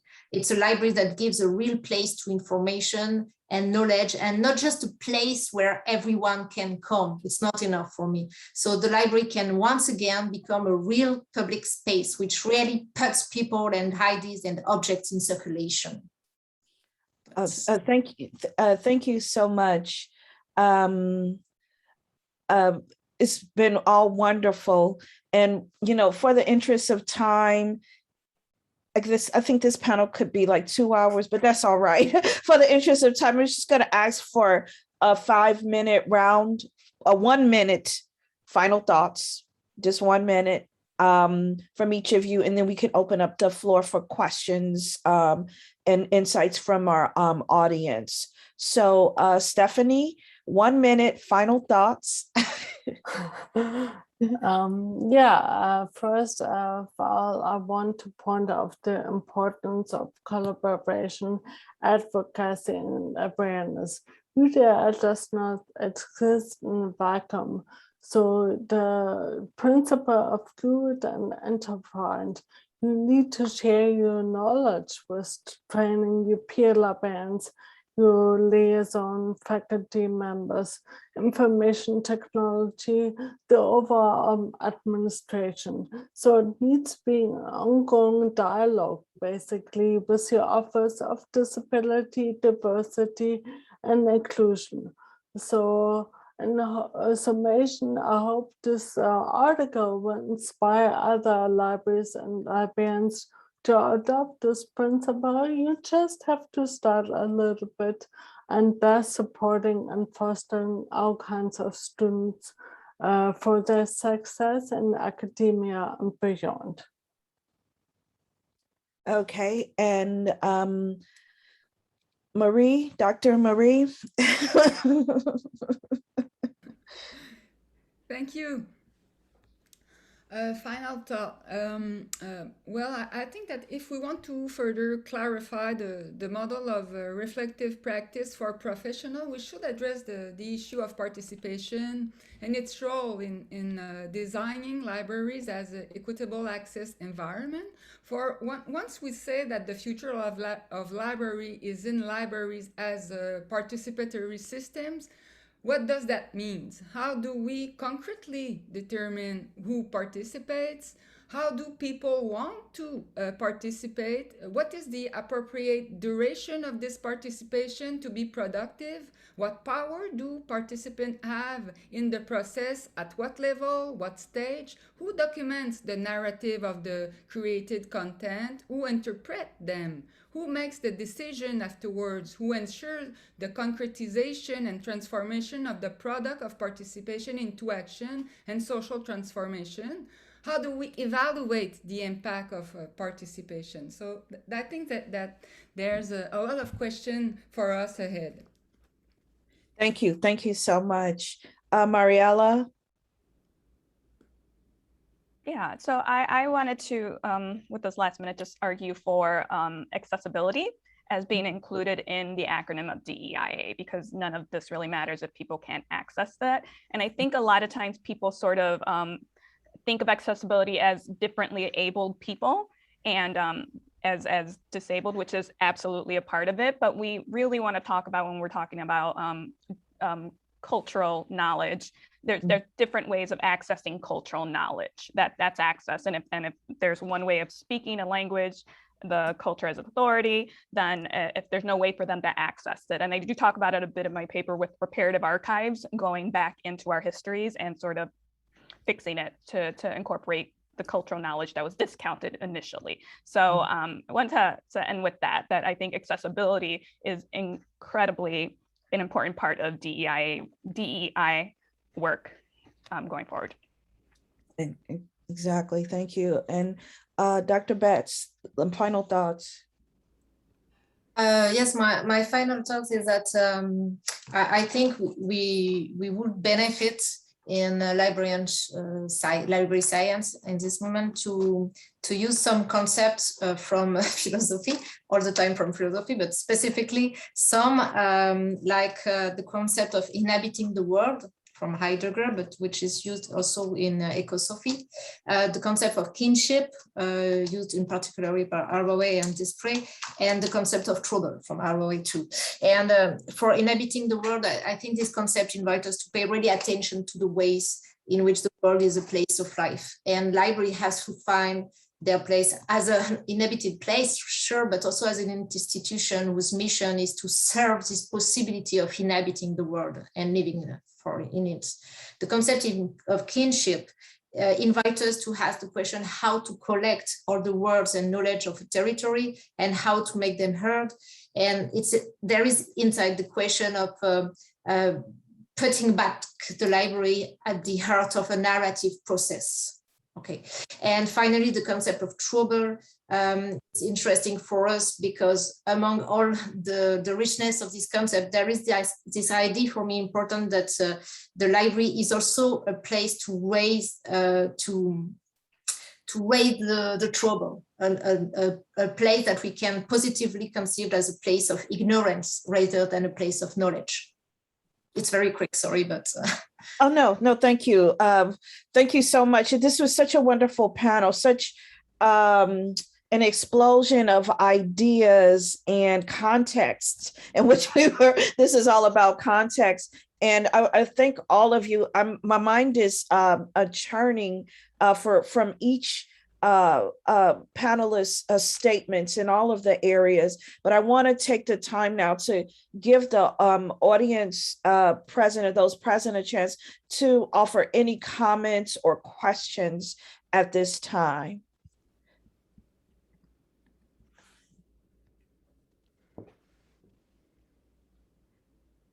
And in the meantime, while they think about those things, I would just like to address this, because all of this is surrounding the not necessarily the divide, but the service, community, culture areas in librarianship, in library teaching, in the profession. And just a quick question for all of you. I'm sorry, I got a question in the chat and I'll address them first. This was for Dr. Betts. How are EDI conversations differing in France versus North America, given the library culture that differs a fair deal here and there? Okay, so I think I need a scholarship for answering this question. So if there is a university in USA who wants to invite me, so I could study this question, in fact, and because I have some idea about what is the relation between culture and in France we have this question about community, which is not a forbidden word, but almost. And it's very different in North America. So when I'm working with Marie, for example, or some other colleagues, I can confront that we have some very different approach and conversation about EDI. But it's very difficult for me to answer now about this because I would need to make some comparative anthropology for that. And for now, I'm really much about France, so it's difficult. But Nadia, of course, we can discuss about this later. Definitely. And then I'm going to move on to Dr. David Linkus, also for Dr. Betts. Your closing remarks, you talked about these philosophical terms. And the last one was the place of ignorance, correct? And his question is that libraries need to be humble and understand the institution needs to learn from the community and its culture. And I didn't read it as a question, but put a question mark at the end. So does that mean I understand. That? So go ahead. I'm not very humble as librarian, I think. So I'll say that something in between. I think that the library has to be humble as an institution to learn from its community. So that's for sure. And it's really a big first step to do, but it's more that I think that the library has to put the trouble in the people. So I don't want my users come into the library and say, hey, I want an information and I will find it like this. And I have the truth in the library. I think it's very important to be a place for the doubt and for incertitude and say to the people, it's very difficult. It's a complex problem. You want to know more about, I don't know, democracy? Okay, it's a difficult concept. And have all of this to propose to you and get out of the library. You should feel more ignorant in a way, but in the same time, you feel more able to come to build your own way to live in the world and to take your decision. And that's emancipation for me. So we have to be humble in accepting all the information, but we have to be also very proud to propose this kind of path into ignorance. And I think it's very important, and specifically for scientific knowledge. Yeah, thank you. The humility, right, of knowledge. There's a comment here, and / question, I would say, but from Vicky Orpiten. She says, as a current high school English teacher in Texas, and a student of library science, I am so encouraged by this conversation. I've been so disheartened by the pushback against the idea of critical race theory and the misinformation surrounding it. I don't have a question formulated, but I am thankful for your work and your research as a jumping off point in support of teaching and promoting truth and authenticity. Just to, I know we just have a little time left, but I did want to have Mariella talk about, the aspect of critical race theory and in the librarianship work and community work in Chicago, her ideas around that, your ideas around that. I'm not sure if it's happening. And I know Chicago's a very diverse city, majority minority city, if I'm correct. And so just little thoughts behind that, because this is something that's under attack now. So there are various tenets under critical race theory. It's a huge area that we're trying to encounter on. But really what I really focused on is sort of taking an inventory of what we are already doing, specifically in the tenet of counter narratives, presenting stories that are unheard or missed, and speaking from voices that have been silenced or historically excluded. So what we find is that for 30 years, our cultural committees at the library have already been practicing this with no additional sort of extra funding, and just because they know the import of these stories in their communities and how valuable they are to really elevate those stories overall. So really, it wasn't surprising to me, being a person of color, that we were already doing this, but accounting it against all the other sorts of programming that the library already offers, we find that a lot of those counter narratives are centered just with these cultural committees, usually in conjunction with the nationally recognized heritage months.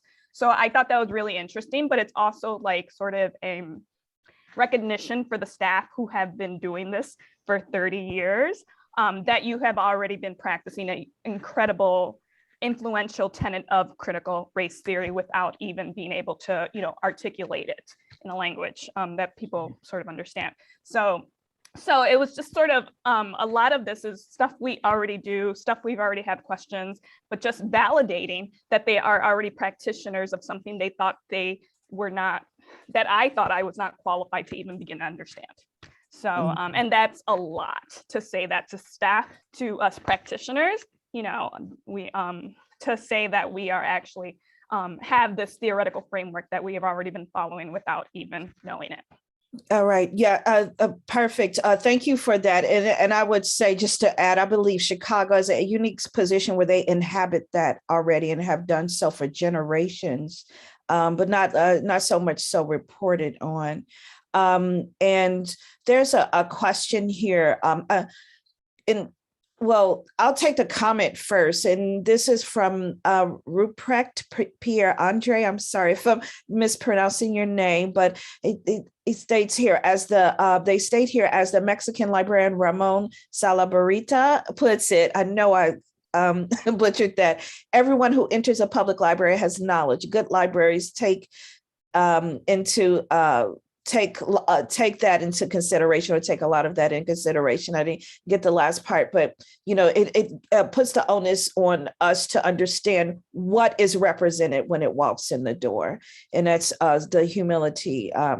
And so just for, I believe this is the last question. I'm not sure how much time we have left. I'm all over the place, but this is for the panel. And this is from Engström Lisa from Lund University in Sweden. Which parallels do you see in each other's concepts? And she lists them here. They list them here: hospitality, reflection, participation, accessibility, etc. Do you consider these ideas related? If so, how? So the relationality of your different ideas, where do you see these things coming together?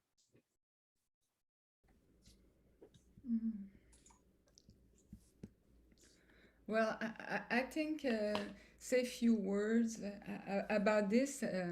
Well, I think we can think about participation effectively as a form of hospitality. If I'm making some some relation between the work I'm doing and the idea that Raphael is exploring.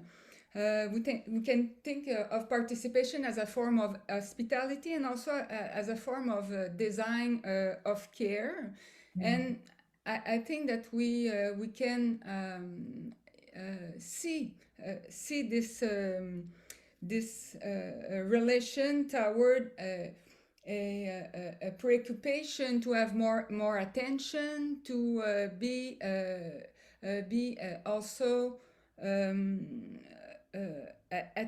to have attention also to the responsibility of the people involved, to the competency also of the people involved, and also an attention to involve the people that are at the center of the designing of the service, the space, the politics, to be involved in the response. And I think one thing that is really close, it's the way that Raphael, I think, addressed the question of hospitality. It's not seen as something that is merely an individual, even though there is also this sense, but hospitality is something that is also a collective concern, a political concern, and we have today to be concerned about the fact that maybe our libraries as structures of hospitality are struggling, to be better as such, or disappearing. I would like just add something that for me, but I did my PhD thesis about participation, and I'm working now about hospitality because for me, something was missing in participation as it is done. But I think that participation and hospitality has a strong connection, but it's more like if we upgrade the participation that is done in library now, it will be hospitality, but for now it's not hospitality. It's just welcoming ideas and so on, and that's not. And just to conclude about responsibility, I said something about Donna Haraway about trouble, and she's speaking about responsibility. She had a H, like responsibility and abilities, and I think that's a wonderful concept that we can. And so I will write it in the chat because my accent is so bad to understand the things. No, not too bad at all. Thank you. So we have about 2 minutes left, time for one more question. If the panelists have questions for one another, you could raise them at this time.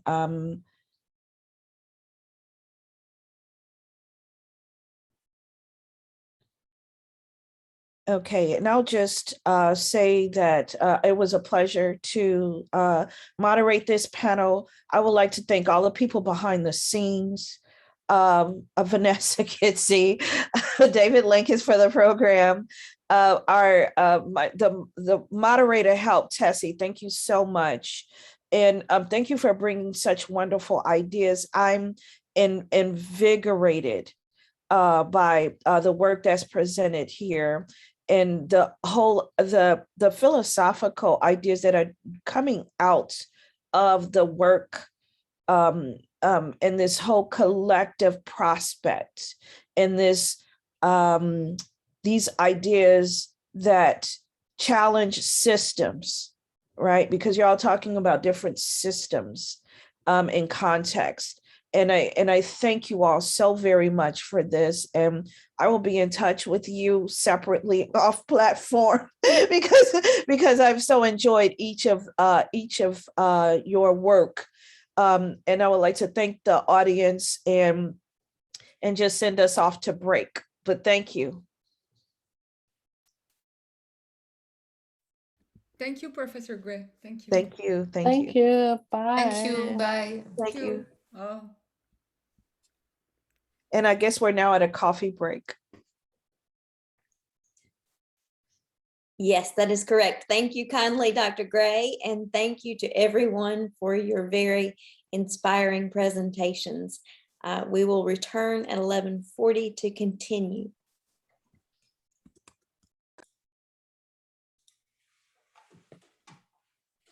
Hello, everyone, and welcome back to our event today. Wow, what a fabulous day this has been. So informative and helpful, and looking forward to our next panel today, In Society, Theoretical and Conceptual Treatments.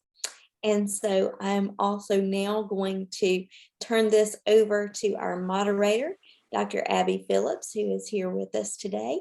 And she's going to discuss the remainder of the plan for the panel.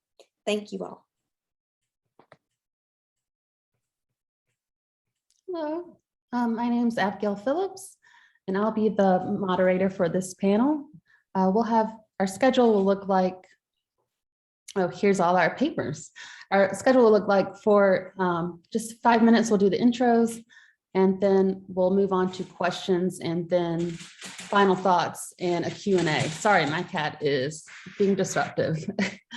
Our first paper is Libraries as Pluralistic Public Spheres, Acknowledging Conflict to Promote Democratic Discourse by Lisa Instrom at Lund University. Information's Intersections, Mis- and Disinformation at the Convergence of Critical Information, Critical Pedagogy, and Critical Race Theory, Don Wayne Simmons Jr. at SUNY Westchester Community College, and Laura Saunders at Simmons University. And Informational Sustainability in Libraries, Enhancing More Inclusive, Egalitarian, and Sustainable Services by Gwenelson Giraldo, Gigi, and Marley Diaz de Sousa Pinto, MP at Federal University of Santa Catarina. And Managing Without Capitalism, Transforming Library Leaderships in Service of Anti-Racism, Inclusion, and Equity, Heather Salina at Maryland Institute College of Art. So with that, we'll move on to ask the panelists, move on to ask the panelists, what is the problem your work identifies?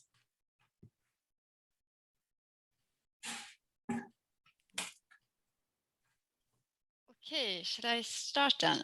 Thank you so much for the presentation. I'm really happy to be here, and I just listened to the last session, which was so interesting.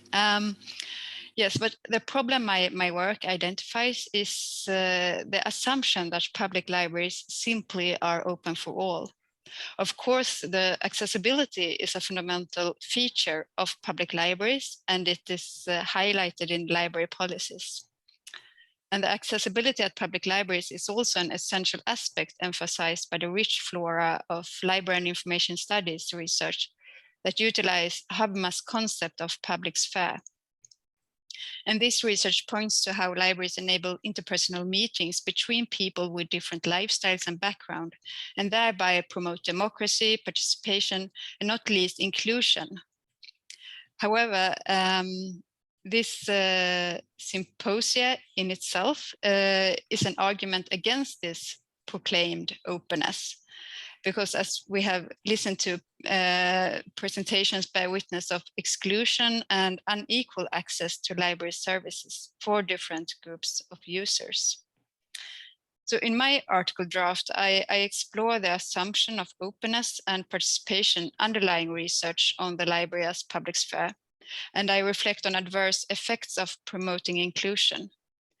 And the reason for doing so is that I fear that a one-eyed focus on inclusion tends to silence marginalized groups and also to give prominence to the hegemonic culture. And in addition, I investigate possible implications of replacing the idea of the library as one single public sphere with an acknowledgement of existing inequalities and agonistic conflicts, aiming at making room for a plurality of public spheres. So I guess you could say that my argument is that when libraries are referred to as actually accessible to all, excluding practices and arrangements are disguised and marginalized groups risks being silenced. And this highlights that the question, who is included, needs to be addressed when libraries are put forth as palaces for the people. And this question, of course, also reaches beyond the borders of the library, because it's a question on who is included in society. And as you may know, Nancy Fraser critiques Habermas' notion of public sphere, since it put disparities in brackets, as if participants in a discourse are social equals, when factors such as gender, ethnicity, disabilities, and socioeconomic status always have excluded persons from the public sphere. And in addition, Fraser emphasized that the public sphere neither historically nor today consists of a single unified sphere, but many. And this also relates to how Chantal Mouffe emphasized the need to acknowledge the ever-present potentiality of antagonism, as she says. And Mouffe also says that this antagonism, it originates from real conflicts of interest in society. So she therefore proposes the concept agonism to enable a pluralistic democracy with adversaries in this context of potential antagonism. So therefore, in my analysis, I utilize Fraser's critique alongside Chantal Mouffe's concept agonism to elaborate, explore, and reflect on how to understand public libraries and also libraries' democratic potential in society today.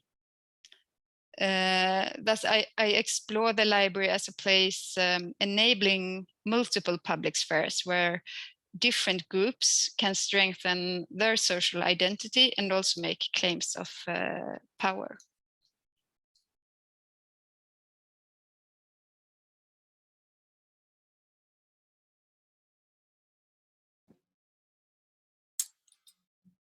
So I guess it's my turn to present or to address the issues at hand, well, the issues that we present, especially within our video and our document. So misinformation and disinformation runs rampant throughout a lot of our online web sources, and looking at a lot of the information that we have access to critically is very important. Our role as librarians, no matter to what degree, we try to instill the practices of information literacy to our students, which is how to find information, how to evaluate it, and how to then utilize it and do it in a way where it's responsible and to do it in an effective way, whether it's for your personal use or your academic use. Now, we live also in a very complex digital news era, and there's a lot, again, of information that's thrown at us. So when we look at the misinformation, disinformation, and hateful rhetoric that follows on a lot of our online platforms, the question is why? Why does that information exist? And who are the systems, or what are the systems that control a lot of this circulated info throughout these platforms and throughout these organizations? And an example of that was the 60-minute interview by the Facebook whistleblower that highlighted that Facebook as an entity intentionally circulated and allowed a lot of this information to be on these platforms because it was generating a lot of money. There's a lot of corporation interest involved in that process. And as we start to look at the different components of systems of information, we notice through a critical lens, therefore critical information literacy, that there is a socio-political and economic issue and also interest that is involved within the fabric of all institutions and all systems, which include information literacy and the data that we receive day to day. And as we try to implement this in the classroom, it's pivotal that students have a perspective on what that looks like. Now, when it comes to the intersection or the parallel connection with critical race theory, it's important to highlight the importance of how both mesh together. With critical race theory, similar to critical information literacy, we have to understand that it's not a condemnation on a group of people.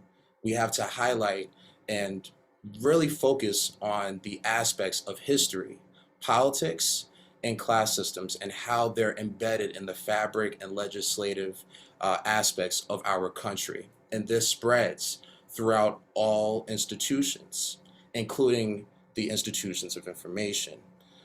So with that being said, I'm going to pass the mic to my colleague so Laura Saunders can talk more about the critical pedagogical practices of all of these different themes and topics. Thanks, Don.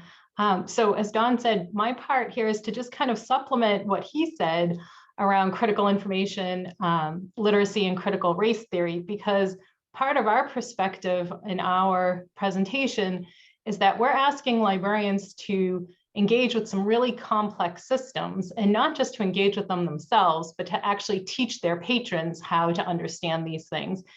And one of the challenges is that librarians, like faculty members, typically are not taught how to teach. So we go through our educational programs and we don't necessarily learn about learning theory and pedagogy. And one of the challenges is not just that we're not necessarily learning instructional design methods and how to be engaging in the classroom, but we're not necessarily understanding the critical aspects of pedagogy either. So we have theorists like Bordeaux and Freire who have pointed out that the current systems of education, certainly in the United States, tend to replicate oppressive systems. And while Freire and Bordeaux tended to focus on class systems, more recent theorists like Bell Hooks and Jimenez have been also looking at the ways in which different ways of knowing, especially by race and ethnicity and gender and so on, have often been devalued in the classroom. So one of the challenges is if, as potential instructors, we are not learning anything about critical pedagogy, we are fairly likely to replicate the systems in which we were taught and therefore continue with those oppressive systems. So I think one of the problems that we're trying to uncover is the extent to which librarians are really being prepared to engage in critical pedagogy, which has that focus on empowering students, empowering learners, and helping them develop agency. And then for myself, to take it even one step further back, because I am an LIS faculty member and I teach graduate students who are going to become librarians, some of my more recent research has shown that I've been working with employers to better understand what they're looking for when they're hiring new librarians. And I've heard a lot about professional skills. And that raises a lot of questions around whether things that are sort of fall under this category of professional skills, like professional writing and time management, and even the way that people present in job interviews and things like that, are all often coded in whiteness. And whether we are being expected to now replicate that with our librarians by teaching them that those are the appropriate ways to engage in the profession. So I'm going to stop there. And I think that kind of identifies where Don and I are. Okay, we can move on to Glenelson. Okay, thank you. First of all, I would like to say thank you very much for this opportunity. Thank you for Mr. Lanks, and thank you very much for Ms. Tammy and Mr. Michael for all email support. I'm so glad for being here, but it's a big challenge because English is not my usual language, but let's start. We have a research project in postgraduate program Information Science coordinated by Professor Marli Dias Souza Pinto at the Federal University of Santa Catarina in Southern Brazil. And our proposal is to think of the new librarianship more inclusive, plural, egalitarian, and sustainable. Highlight the proposal of informational sustainability. You know, many people think libraries only promote the storage, organization, and availability of books. But libraries have a wider range of services with the potential for transformation, social change, and knowledge sharing for the community. And the question is how to highlight the potential of library service for society. How to make the library more inclusive, equitable, and sustainable. With this, we defend the proposal to discuss actions and services that are in line with conceptual informational sustainability. Because information sustainability refers to information resource that facilitate integration and participation in global goals and in support the process of transforming society in dimensions of sustainable development. And this way, informational sustainability aims both to promote mobilization to achieve global goals, such as the current UN 2030 Agenda and Sustainable Development Goals, as well as to offer more responsible and sustainable information technologies. But for that, we need to understand what a sustainable organization is, what a sustainable library is, because many librarians, and I say this from experience in Brazil, when they hear about sustainable organization, they just think about environmental dimension. But organization and sustainable libraries offer service actions that contemplate all dimensions of sustainability, such as social, economic, cultural, educational, informational, and of course, the environmental dimension as well. Anyway, our proposal is a future and the new truly sustainable librarianship. Thank you so much. We have a little bit of time left. Heather? Hi, I'm excited to talk with you all today on the panel and have this discussion. So I'm Heather Selania, and I am Director of Decker Library at the Maryland Institute College of Art. So I'm coming to this as a practitioner, not an academic. And I am living and working on the land of the Susquehannock people and the unceded lands of the Piscataway and Nanticoke peoples in what is now Baltimore, Maryland. And I thank the Lumbee and Cherokee communities who now make Baltimore their home, as well as those in Black resistance movements, both past and present. And so here's what I'm here to talk about today. So after last year and the murder of George Floyd, I saw so many well-meaning white people in formal library leadership positions in the US really flailing and not knowing what to do besides creating reading lists and social media posts. And I'm sure a lot of people, particularly Black, Indigenous, and people of color, probably find it impossible that those in those formal leadership positions don't know what to do. And unfortunately, I can tell you, it seems like most of those white library leaders aren't reading all the great articles and statements and discussions from BIPOC in libraries. And if they are, they don't know what to do because fundamentally it goes against what they have learned and what they're being asked to do in their jobs. So here's essentially the problem. Almost all library leadership and management training is through business schools, business faculty, or revolves around business ideas and concepts. Business schools, business professors, and their ideologies support and reinforce capitalism. Capitalism and modern business practices were developed in the practice of colonialism and slavery. So capitalism is innately racist, and so the two are completely intertwined. It is then impossible to use business practices, right, to create more equitable and less racist institutions. Therefore, current library leadership and management training reinforces racism and white supremacy. So, and until formal and informal leaders learn and use non-business leadership models and reject white supremacy culture in the US, our libraries will never be diverse, equitable, inclusive, or anti-racist. So even though we attest that authority is constructed and contextual, generally librarians still gravitate and ask others to gravitate towards peer review sources rather than non-academic sources. There are other leadership concepts and models out there through the activist community, particularly Black community organizers, that are actually suited to leading in resistance to racism and capitalism. And that is where we should turn. And just before I end, I want to quickly acknowledge that the international audience, and I know that it's impossible to talk about racism in a universal way, and how things manifest are different in the US versus even another majority white country. However, I'm hoping that some of the ideas and potential pathways are applicable, and I hope there's use of this for people who don't come from the same context. Thank you, Heather.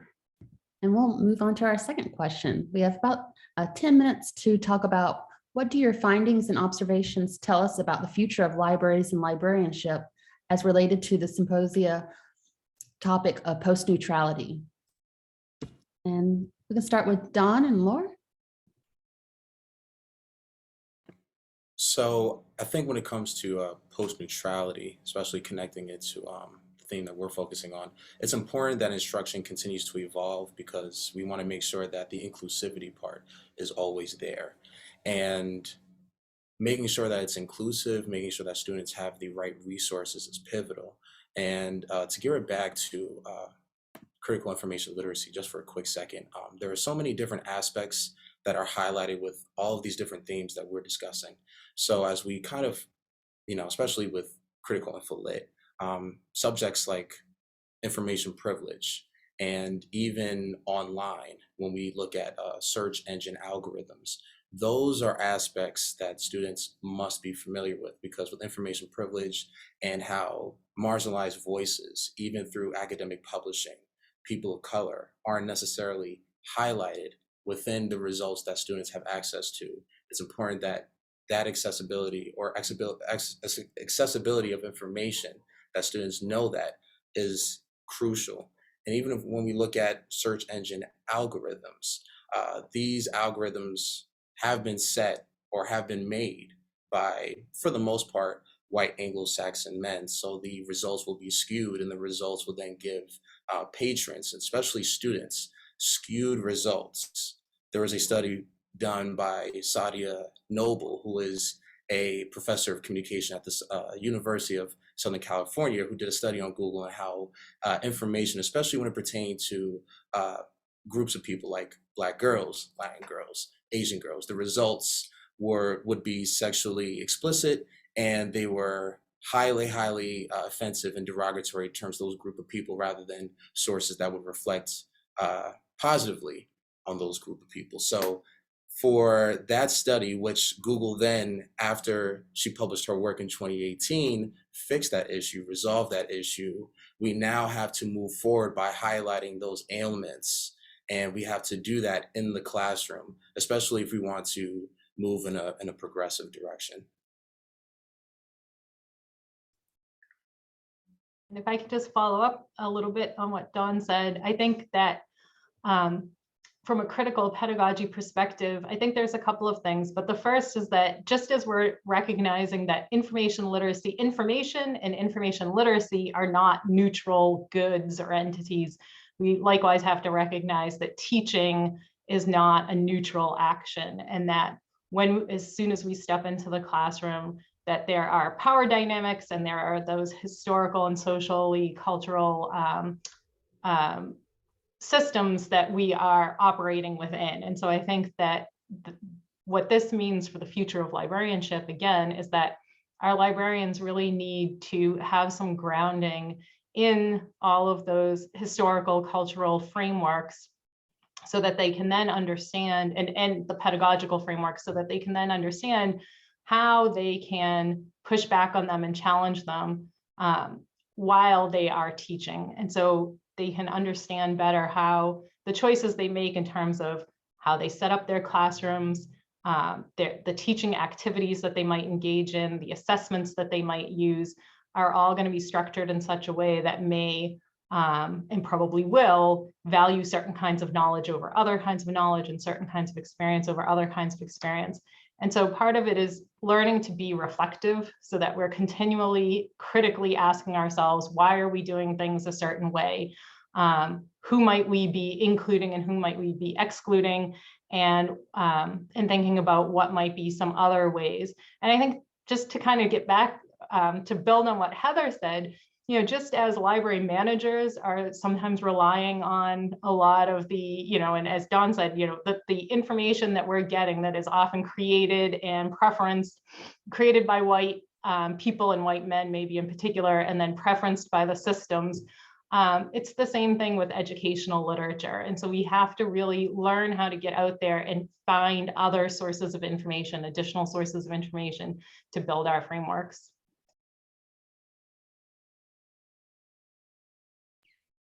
Move on to Glenelson.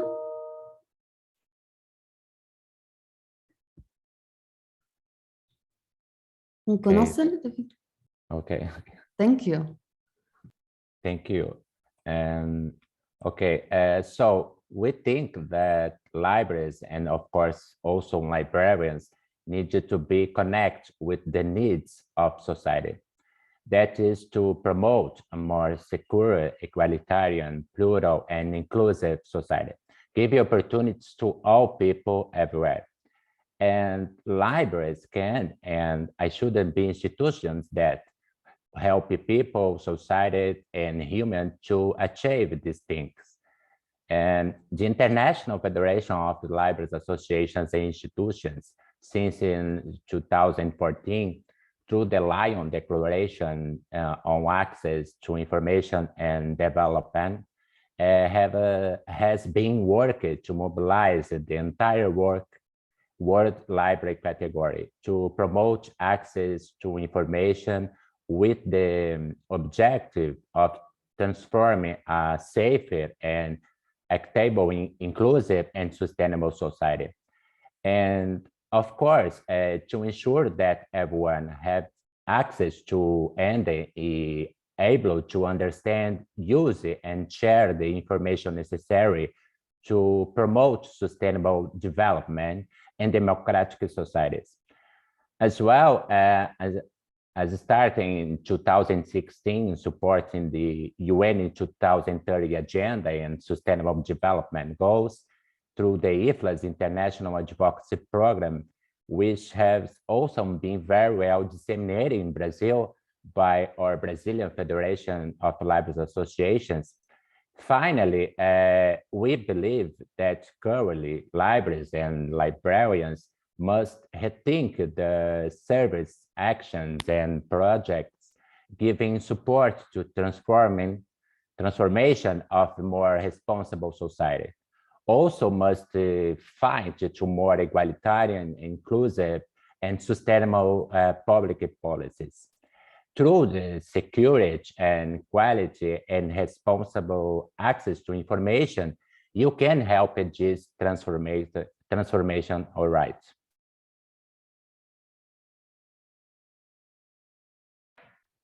Thank you so much. And Heather? Yeah.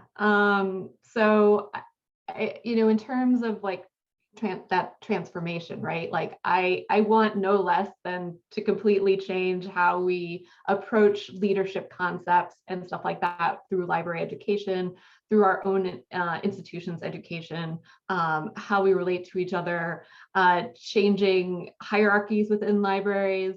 I see myself as very much like a wedge, right? And I'm trying to like wedge myself in and then build space, teach people how to identify like white supremacy culture and all these other things that make up libraries, and begin to build an actual collective sort of way of being, which is completely different than how libraries tend to function and how people are used to functioning within systems and organizations.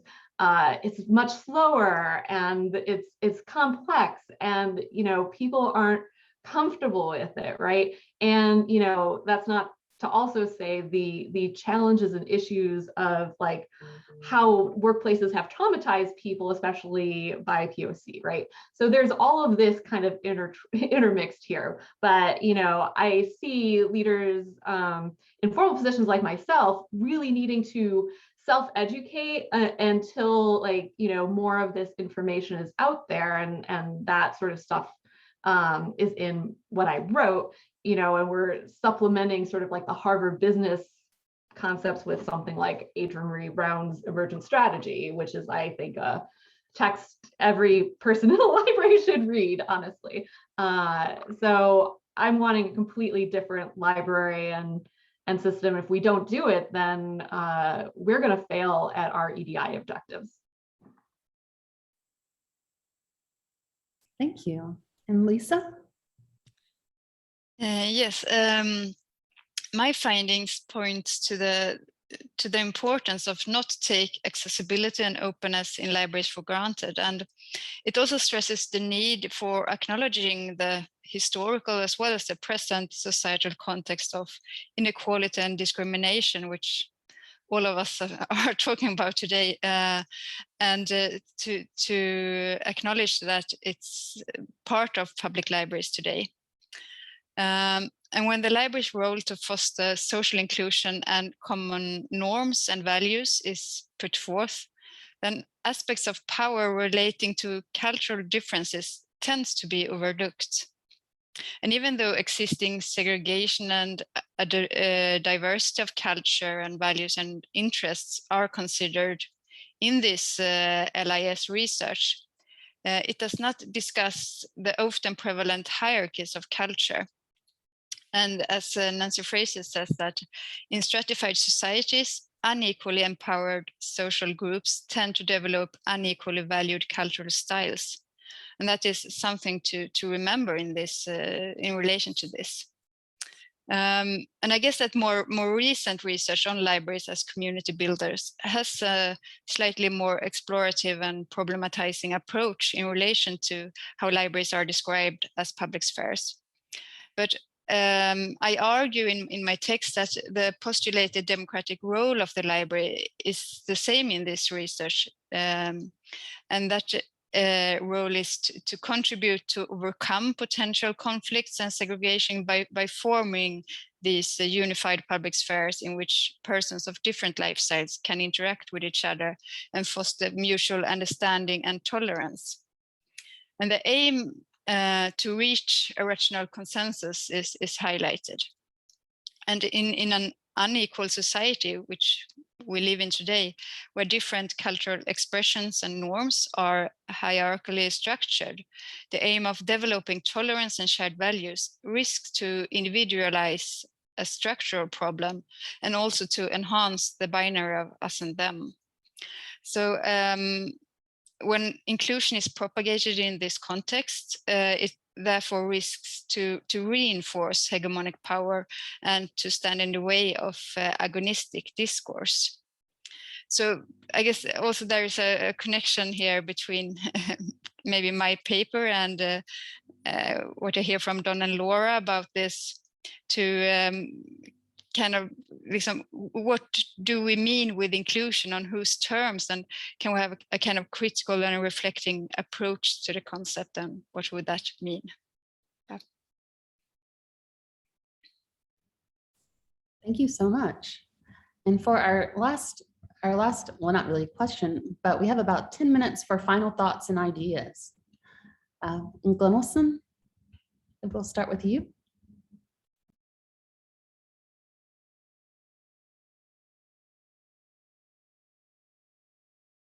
Oh, I think you're muted. Sorry. It's okay. Okay. Well, and our idea is to mobilize the librarian category and to transform and promote a new librarianship that rethinks its social work for society, and that truly support the global goals, along with which international and national libraries associations, and who seeks to know better what a sustainable organization is, what it means to offer sustainable information service, and what a sustainable institute are. It is in the line in which informational sustainability, because sustainable development must take place with a framework based on human rights through the offers of skills, education, and inclusion of all people and everywhere. Equitable access to information, freedom of expression, freedom of association, and privacy must be promoted, protected, and respected, fundamental to all individuals' independence. And finally, IFLA's new president, Barbara Lisson, stated that the new proposal is libraries building a sustainable future. Libraries building a sustainable future. So let's go together to make a new, truly sustainable librarianship with informational sustainability.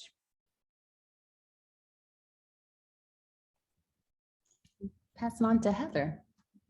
So this came up in the last session, and I heartily agree, because it's also the core of sort of what I would like to see, is that libraries really need to be humble and be led by the community and by people who have engaged in community organizing and activist training.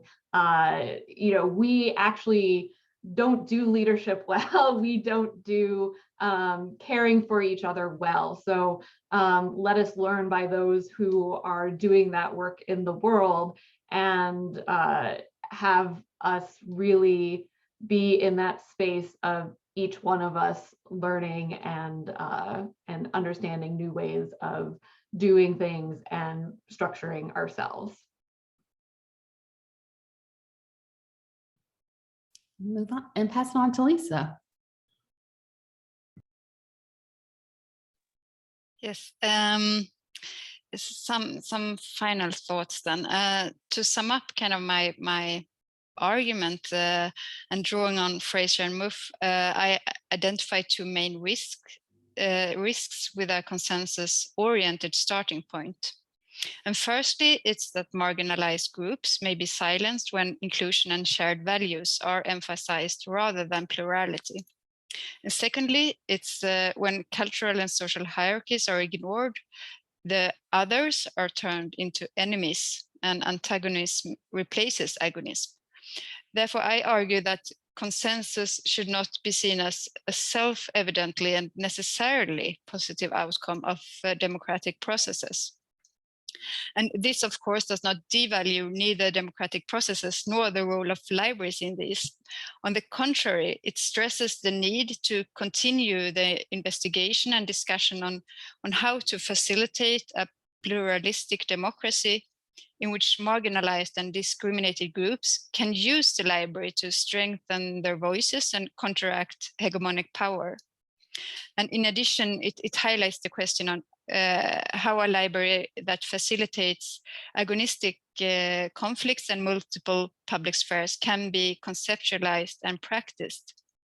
And if we should kind of, what does it mean in practice? And I think, for example, it means that we don't always need to promote meetings and this between users with different backgrounds and lifestyles as the self-evident goal. For example, sometimes the library may need to facilitate activities for a certain group of users, such as LGBTQ youths, so that they can strengthen their identity to raise their voice in the library as well as in society in general. So in a context in which we understand each other from an agonistic point of view, the library can become an arena where the formulation of community interests can be negotiated and revalued and contested, and also reinvented over and over again, simultaneously as individuals and groups use the library space to formulate their common interests to claim their rights. And pass it on to Don and Laura. So I would just like to highlight that the centerpiece for critical pedagogy is knowing that instruction and teaching is a part of politics, and it's a political act in a way, and it's an act of you teaching the information, but then looking at information through a critical lens, which then spews different aspects of how you pedagogically set up your framework of instruction. But the important aspect is to know that you're teaching students not only the historical aspects, and in this lens, critical information literacy, the social and political aspects of information, but the ways in which people can now identify that and then act upon it. That's the drive for all of these different instructional methods. The reason why we really wanted to highlight critical race theory, to have that embedded within our research and our findings, is because the similarities are stark, not even stark, but they highlight stark issues, especially when we look at how race is embedded in a lot of different systems that we operate. And as instructors, as librarians, and as the times change, as the information landscape continues to evolve, we have to evolve with our instruction as well, because there are many things to highlight. And if we can be honest with how every aspect of us as people, even the systems that we work with, has bias, it allows us to now have a better edge in terms of what we teach to students. Because when they identify why the information is being created and how it's being distributed to the platform of online sources, or even just through their day-to-day, they'll have a better understanding on how to evaluate anything that they receive, whether it's something that they do research on personally or it's through their academic work. And now moving forward, it's important for instructors to navigate that space, whether you're working at a four-year institution or a community college, which I myself teach at a community college. So when we're teaching one-shot sessions, it's sometimes difficult to include all of this within our practice of just teaching students how to access databases, how to access different tools on our library homepage. It's making sure and ensuring that this is included within the instruction so students can have a better advantage on navigating this very complex digital space.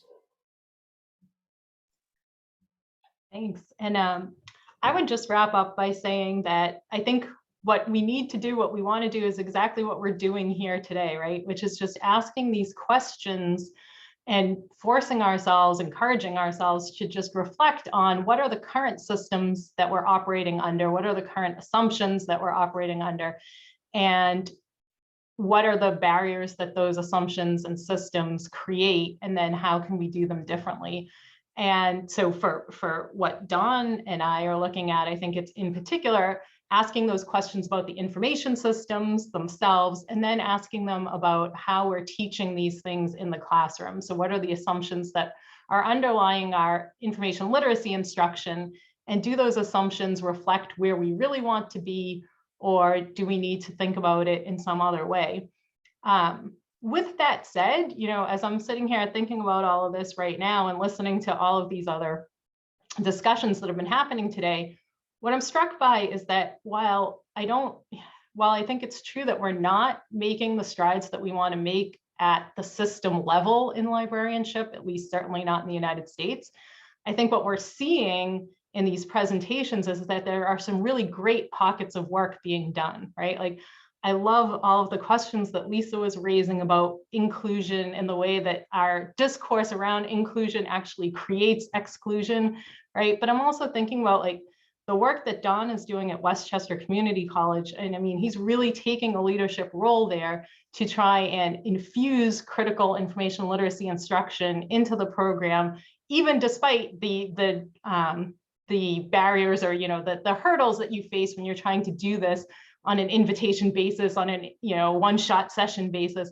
And so I guess all I want to say is that I wonder, like, what are the ways, and I think the symposium is one way to try and surface that good work that's being done and find some way to make it, maybe kind of like what Geraldo was saying, make it more sustainable so that it becomes more systemic. Wonderful. And now we have comments and questions from the audience. We already have a couple of, I can see some questions and comments going on, but first we have one for Heather. Since capitalism is fundamental to American self-image, national identity, I wonder how Ms. Selena suggests our profession address the myth that is considered fact. I mean, it is a huge issue, right? And I think about this all the time because those informal leadership positions, right, are you know, you have to choose to not do your job sometimes, or to, you know, again, be that wedge that gives you more space so that others can kind of come in and do even more work, right? And, you know, we are at a disadvantage, right? Because we're working against this larger system. However, that doesn't mean we should stop working, right? It just means that we need to be more conscious about when and where these ideas about capitalism show up, right? I reference this in my paper, but Caitlin Rosenthal has this great book, Accounting for Slavery, which is basically illustrates how like all the modern practices we use today came up then, right? And so, again, if that's the case, then we have to really problematize that and, not take that as just like, oh, that's just our world. No, we have to see it and name it, and then we can work against it. But, with its like whiteness, right? So long like unseen and unnamed, right? It's hard to then create strategies to do something different. But once you see the issues before you, you can more easily do something different. And we have another question. I think this is to everyone. Currently in the US, school librarians are under attack at an alarming rate by parents and school boards. In this current contentious climate, if equity and inclusion is possible, or in this current contentious climate, is equity and inclusion is possible? I think that's the question. I think I butchered that.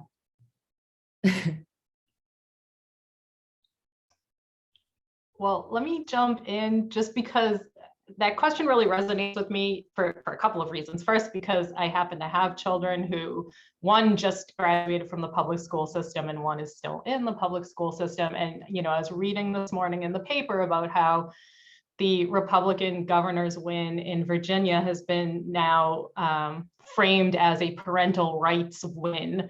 And I think that it really is problematic. And I think I'm hesitant to say too much because all of the work that I've done has been in higher education, where we have all of the protections of tenure and academic freedom and things like that. And so I'm looking at this very much externally, but I think it's absolutely true that, we're seeing this movement in the United States where people, and it's in particular like white and maybe like mixed between working and middle class parents, who are trying to use this issue to hold on to these oppressive practices within the education system. And when those things are legislated, I mean, it's exactly like what Heather is talking about, I think, except that, in the business world, these are practices that might be hard to change, but when it's legislated, it makes it almost impossible for people to do their job. The one thing that I can think is that school librarians might have some flexibility in the sense that they're not class, it depends. I mean, I think it varies a lot from place to place, but in some of the schools that I've been familiar with, they don't have quite the same classroom responsibility as regular classroom teachers. And so they may have some flexibility in terms of choosing what goes into a collection and stuff like that. But I think what we're seeing is that the challenges are happening across the board at every level.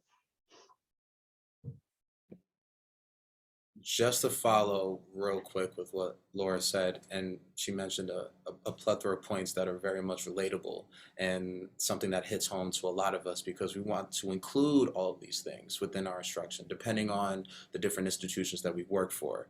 What's important to also understand is that a lot of this parent or angry patron like pushback that we receive is a lack of understanding, or the willingness to not understand, which it is what it is. But when it comes to instruction, I think the steps to, with precision, address all of these issues in a way where it's easily consumable to not only students, but to parents, and to break down these concepts where people can gravitate towards them step by step. I think that's the important part. The work should continue to push forward, but I think being in a area, in a geographic location where it is predominantly conservative and a lot of these concepts are thrown to the wayside because of triggering words like critical, it's important to encourage anyone who doesn't necessarily advocate for a lot of these instructional frameworks to attend and or listen. And then it's up to us as librarians, especially within our modalities of teaching, whether it's in the classroom or outside or at these events, to really break down again, in an easily consumable way, these heavy topics, so then we can move forward and try to branch off to the different EDI concepts that we're highlighting today.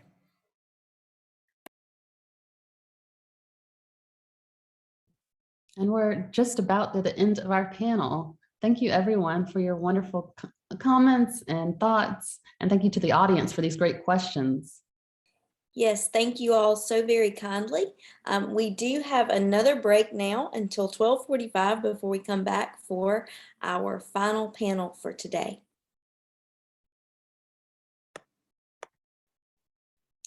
Hello, everyone, and welcome back to our event today. We are to our final panel, today's presentation, with our moderator, Kevin Mallory from Western Carolina University. And so I'll ask Kevin now to introduce the panelists and the panel. Thank you so much, Clayton. It's a pleasure to be here with you all.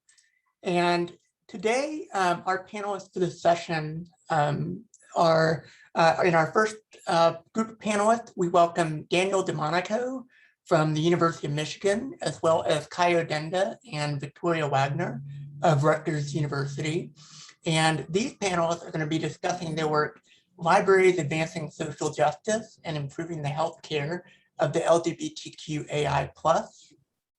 And second, representing Texas Women's University, we're pleased to have Sarah De La Rosa, Aaron Elkins, Tulip Majumdar, Vicki Orpton, Rachel Simons, and Andrew Vierkant, who are presenting their work, Minimizing Harm While Maximizing Engagement, using identity affinity groups to engage with diversity, equity, and inclusion topics in LIS courses.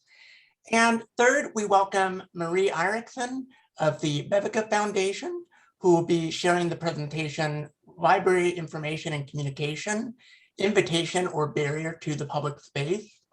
And last, but certainly not least, welcome to Ian Henninger, Liaison Librarian from the University of Canada West, as well as Dr. Nadia Kaidi, Professor in the University of Toronto's iSchool.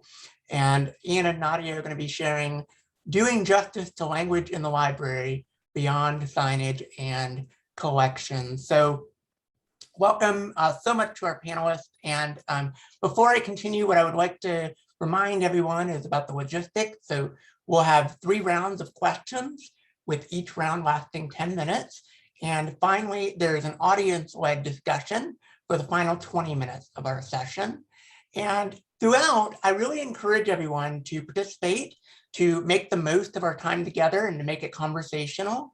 And you're welcome to pose your questions using the chat function. And during the final portion of our session, the questions that you type into the chat will be posed to the panelists. And so there'll be some great discussion. And so without further ado, I would like to go ahead and start us off and go ahead and ask some questions here of our esteemed panelists. So first, the first question I have is, what is the problem that your work identifies? And so just to ensure that everyone has a chance to respond to this question and others, I would encourage each panelist to keep their response to approximately 2-3 minutes. And what I would like to do is begin by asking that question to Victoria in our first group. Thank you. So our Humanities and Medicine series was created to address two major problems. First, to recognize the existence of discrimination and bias towards transgender and gender nonconforming individuals in the healthcare setting, in health systems, and indeed everywhere. To emphasize that patient-centered care is the underlying purpose of our health systems, and that really compels health professionals to gain a better understanding of all the communities that they serve. The second big problem that we hope to solve was that there really are limited opportunities in medical and professional education to incorporate cultural competency concepts, to integrate community organizations, and to approach interdisciplinary topics with a humanities or social science lens. I mean, the good news is that in medical education and across all health care professions, it's sort of baked in that you will do lifelong learning. The expectation is you're always expected to keep abreast with what's going on. You need to know the latest clinical practice guidelines, the latest drug therapies. And so the mindset of I'm always learning is at least already there. So that was the good news. What was unique for us was introducing programming, events, and speakers that really came at a topic in a much different way than our audience is really used to. There's a lot of in training, what they call a standardized patient, which is a very basic outline of a patient's background and experiences. And all of our programming really allowed for marginalized voices to present personal narratives where social, cultural, sexual, and health contexts were revealed in very, very personal ways, which it really was a powerful pedagogical tool to not only increase empathy, but an understanding and a recognition of these experiences, diverse ways of knowing and navigating the world, and understanding and indeed revealing systemic barriers that exist in healthcare settings. So we really wanted to give healthcare professionals and trainees an opportunity to understand the intersectionality of their patients' identity, how gender, race, ability, disability, occupation, as well as social determinants of health disparities, the challenges, the availability or lack of availability of family and community support. All of these play a role in patients' health, in decisions for creating a plan for their healthcare, and indeed affect how they navigate the health systems. So the problem we identified was bringing a new educational opportunity to our community to think about, to hear about these experiences, and to be able to reflect on them in a different pedagogical approach. All right, fantastic. Well, thank you so much for sharing. So next, what I would like to do is talk to Sarah's group and our second group of presenters, where, so what is the problem that your work identifies?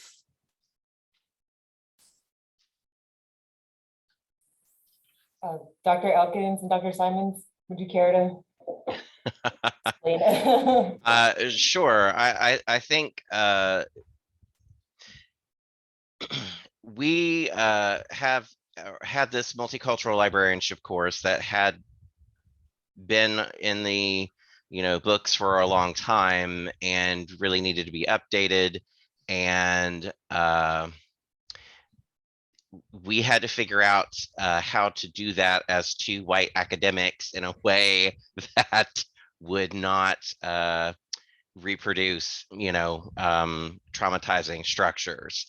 And so Dr. Simons and I worked together, and we co-taught the course for the first semester, and we tried to use our knowledge and our intentionality to approach this from a very humble kind of place, to make sure that we were being very mindful in everything that we were doing, and that we created a structure for the course that recognized our students' agency, but also provided protection for our students of color. So Dr. Simons, do you have anything else to add, or?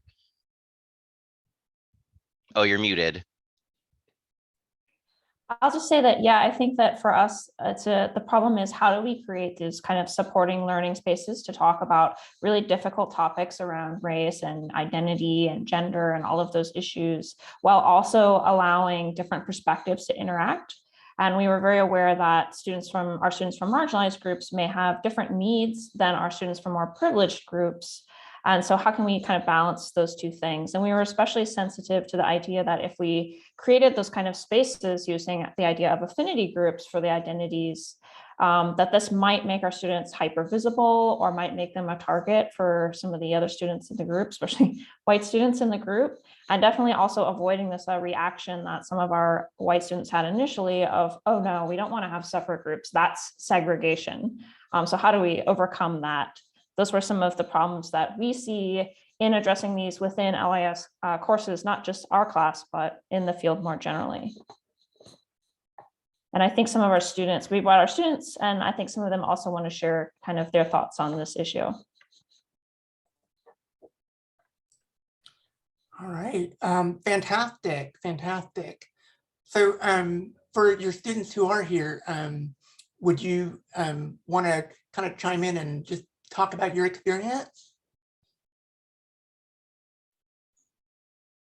Sure. I'll start it. Go ahead, Andrew. When I first came into the multiculturalism class and heard about the affinity groups that were being set up, I was really hoping for a better understanding of the history of social justice in the library system and how it is still being treated and utilized today. And I think these affinity groups really helped to bring about a lot of guided conversation, and it really opened us all up to not only our differences, but also the things that we had in common and our intersections within the library system as well. Awesome. Well, thank you so much, Andrew, for kind of sharing that perspective on this important work. So Marie, tell us a little bit about your work and the problem that you're trying to address with your work. Yeah, thank you. Thank you so much for having me. Yes, I've been exploring library information and communication in a universal design context. I come from 10 years of being a practitioner in the public libraries, working with people with disabilities mostly. And for many people with disabilities, preparing for an outing like a trip to the library starts with intensive preparation, like information retrieval about the route and the venue, phone calls, and so on. And so before leaving their homes and meeting the actual physical library, they'll meet the library online. And oftentimes when we talk about universal design and accessibility in an information context, we talk about accessible formats. And these are also the aspects that will show up in legislation and guidelines. And these topics are super important. I cannot stress enough how important they are. But when we're working with universal design and the goals of inclusion and wellness and so on, I wondered if these accommodations were enough to achieve the goals of universal design. One of the first mentions of universal design, Ron Mays describes universal design as a way of designing things that are both attractive and functional for all people, and to remove expensive special labels and institutional design. And so with that in mind, I surveyed a lot of library websites and did interviews with the young people with physical disabilities. And what we found, or rather what we didn't find, was we actually did not find one event description from a library that had information about accessibility to the event or the venue. We also found a lot of library websites that not on the website had any information about the accessibility or very little information. And then we also found websites that had very good information, but in those cases, it was often very separate from the general information, and it was very institutional looking. Think blue and white colors, wheelchair logo, and so on. And so I actually what I wanted to find out was how did this affect these young people when and their ability or desire to attend cultural events and programs at libraries. And all of the interviews started out saying that the event itself, the topic of the event, or what was going to happen, the music, the content was the more important. But during the conversations, it was clear that they were super influenced by the information that was available. If the information was hard to find or out of the way, they were reluctant to trust the information on what they call forgotten pages. They also experienced that the information aimed at them was separate from the general information. And one of my interviewees said that accessibility information on library web pages was like a whole different world from that of the library for other people. And oftentimes they mirrored the experience they had with the information onto the expectations of the library itself. So if the information was separate or faulty or lacking, they expected their experience at an event to be lacking also. And it made them feel like they were not a priority for the library. And they were also frustrated using time to find the information and then realizing that they couldn't use the information and they would have to find other sources or call the venue.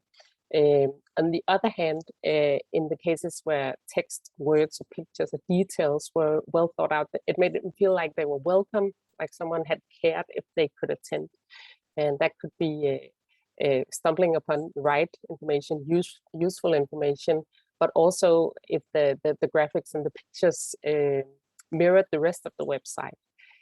Or language used showed that the person that had written it had cared enough to learn a little about the area. So I guess the problem that my work identifies is that information provided by libraries is often not functional and attractive, and it often have an institutional or special feel to it. And that creates an additional barrier to participate for people with disabilities. And that we might miss out on an opportunity to bridge the barriers, the physical barriers, but also mental and social barriers that could be done with the good or the right information. Fantastic, thank you, thank you. And then we have Ian and Nadia. So tell us both about your work and what problem that your work seeks to address. Yeah, certainly. Maybe I'll start off. So we're interested in addressing a problem that we see as kind of a lack of attention to languages as one of the many factors affecting equity, diversity, and inclusion in libraries. And not only what we think of as different languages, but also variation within languages, such as dialects and accents and the judgment that comes along with that. And we focus on this because the dominance of different languages in different contexts can create barriers to access to EDI and to identity formation and validation. So part of our argument is that languages have power, that they're not neutral, that they're part of culture, identity, and that they can be part of the struggle for social justice. Language is in many ways part of supporting, validating people's identities. And certainly for many people in at least Canada and the US, where we're from, English is validated and supported both at home and when abroad. But we don't see other languages receiving the same consideration, like what Marie was talking about, that people want to feel like someone cares enough about them or about their language, their culture. And I'm sorry to see Lana isn't here to talk about the paper on decolonizing the school library, because I thought that paper, I encourage everyone to read it, provided some really good examples of this with reference to Te Reo Maori, which was banned as a language of instruction in New Zealand. And we've also seen English dominance, linguistic discrimination in Canada and the US with Spanish, French, Indigenous languages, and other language groups. So we kind of propose, taking a more holistic approach to linguistic issues. The idea of linguistic justice is kind of a framework to work within. And we have a video that covers this in a bit more depth that's also hosted on the New Librarianship website. Nadia, would you like to add anything? I think you've covered the basis thank you. As you mentioned, maybe just to add that As an example, both In and I we live and we work on the traditional and unceded lands of several indigenous communities, each with their own languages. So our lives are intertwined with the history of indigenous people and immigrant communities as well.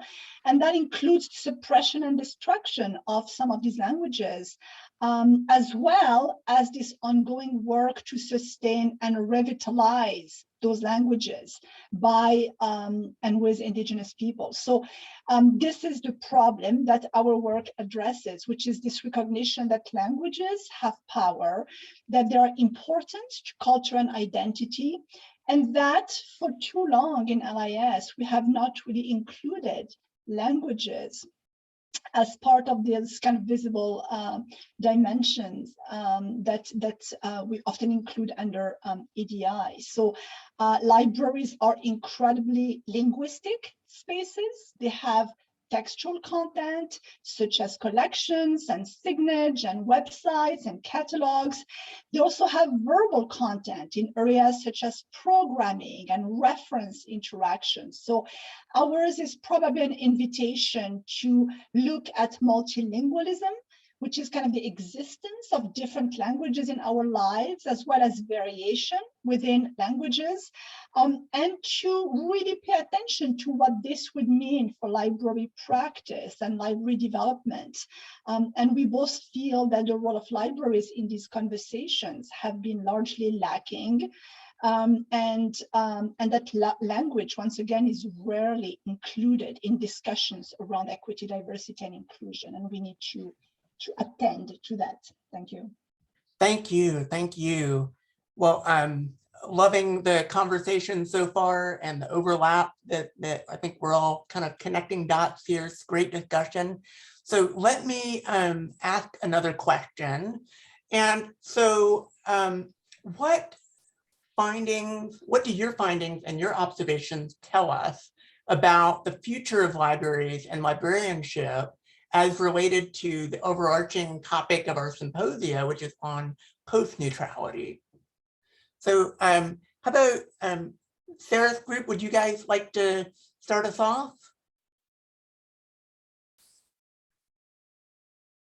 Yeah, let's have some of the other people who haven't spoke yet, if you want to talk about how your experience in the course maybe was helpful in thinking of addressing issues like post-neutrality librarianship.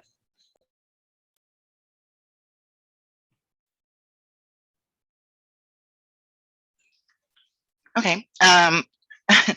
What excited me about the class was that something like this existed. I wasn't optimistic based on my first couple of semesters in library information science about the conversation that I thought was really essential as far as equity, inclusion, and intersectionality. But at this point, and I can't remember what specific semester it was, I had reached kind of a level of fatigue with teaching people about equity and inclusion. I felt like there was a strong weight and like expectation that people of color, other marginalized people lead those conversations. And so I was really thankful for the affinity spaces. As soon as it was mentioned, I like privately emailed my professor and was like, please, please, please put me in an affinity space. And it just gave me an opportunity to feel like I didn't have to start at zero with the conversation. I think that's like this whole symposium has been so refreshing because it's nice to see people who are actively taking an interest and taking action and informing themselves and informing others about these things that are so essential. And being in Texas, which makes the news regularly for doing the opposite, right? It just can sometimes feel really stressful to be in a mixed environment with people who have like a passive interest in equality. They just kind of wish it would happen, but they don't take any active steps. And so being engaged in those conversations, I find really personally stressful and draining. And so I was really thankful to see that the professors had taken the step to offer us this opportunity to kind of pull out of the large group and be in spaces where we're still learning. There was so much that I hadn't considered as far as inclusion and equity. And I learned so much from the course. And but it was nice to do that learning in a space where I didn't have to teach people about my own identities, and that I appreciated that. Thank you so much. Marie, tell us about how your findings, your work kind of contribute to this discussion on post-neutrality.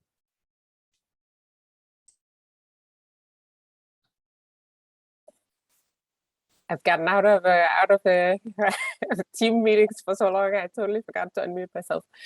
I think that in my own experience working in a library, we are a neutral space phrase is often used as an excuse of doing nothing. Like if you start a project, then you might alienate some other if you do it wrong. So I have I think this whole day has underlined a very important point of stop treating these areas of inclusion and equity as special. Start treating them as core professional subjects. And I really was inspired by what Vicky said about having these safe spaces to come and to not have the responsibility for the conversation and for the inclusion, and these sort of places like this course is creating at your school. We should be creating that sort of spaces in libraries. I don't know exactly how that should be done, and it's not really related to my work. I was just super inspired by what you said.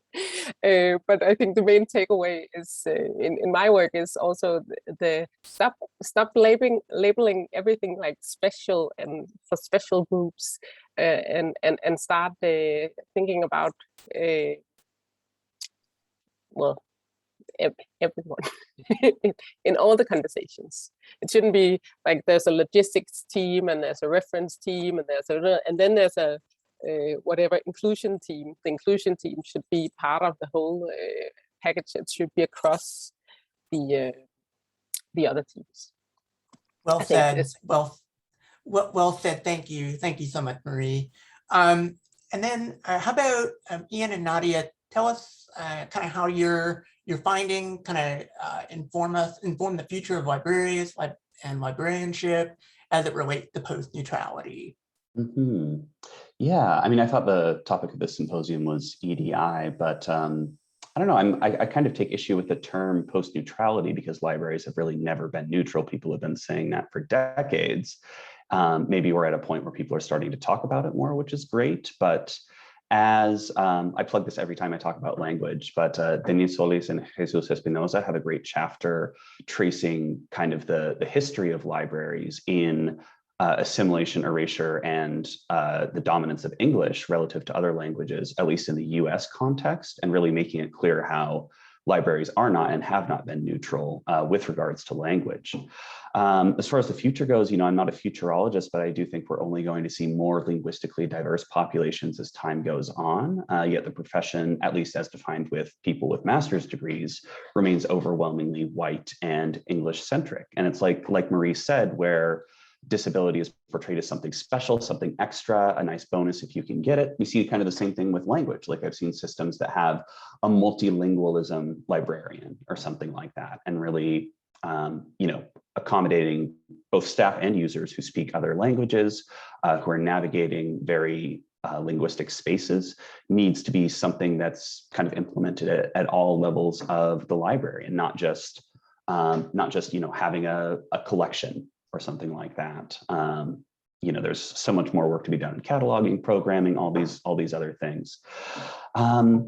And so I think, the end goal is kind of to, ensure that all language learners and speakers can feel welcomed, included, and represented by the library. But I think not everyone's on the same page. Certainly some countries, just because they're more multilingual than like the US and Canada, are doing a better job perhaps. I was pleased to see in the chat that Sweden's Library Act includes sort of minority language communities as deserving special priority, but we don't have that in other countries necessarily. So I think, I think there's more work to be done, but I think, recognizing how language intersects with other categories of difference can really help us going forward. Nadia? All right. Thank you, Ian. Thank you. And then last but not least, we have Kaio. So if you would kind of share with us your thoughts. Thank you. Yeah. I am so pleased to be in this panel, and I could not resonate more with what Marie and Ian mentioned in terms of, I think you both referred to in different words, but these categories cannot be a distinct category. They have to be sort of intersectionally integrated into our work. And that really resonates with our project. As Victoria mentioned at the beginning, our approach had been intersectional because this project started because the medical doctors who have transgender patients felt that they needed more information and broaden their horizon in terms of humanities and social sciences information, also information from the community so that they can provide a better and more humane healthcare. So that was the starting point of our project. And I just couldn't agree more how this notion of this system of intersectionality really resonates not only for our projects, for many projects presented here, because the experience of a transgender patient that grew up in the suburbs could not be more different compared to the transgender patient who comes from an urban area. So we have to be very cognizant of these complexities of one's personality. But in terms of the future of libraries and librarianship, because the issues are complex, just our case of treatment of transgender patients, it does require a collaborative and a very interdisciplinary library intervention, if you will. And I wondered how prepared we are as professionals to really work collaboratively, or even create these collaborations that go beyond our regular units or departments that we belong to. So at least in the United States, in large academic libraries where we are, the librarians are very organized by public services, and it's usually by disciplines. So Victoria, who is a medical librarian, and I am a humanities librarian, we just happen to collaborate, but these things doesn't happen very naturally. And I wonder, because the issues are complex, so why don't we on the library sides also create groups that are complex, interdisciplinary, that brings all the important solutions to this particular problem, and we work together. And I think this panel and the panel before that mentioned the training in library schools. And I think that's where maybe interventions should start. And I think from what I see in library schools, they start from the very beginning, sort of training them towards one direction. And I wonder how productive that is to solve these very complex issues of our society.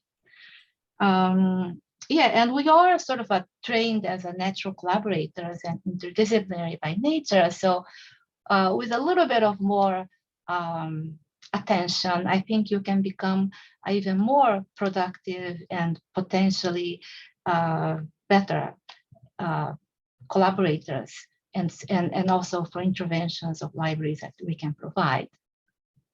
All right, thank you so much, Kaio, for your thoughts.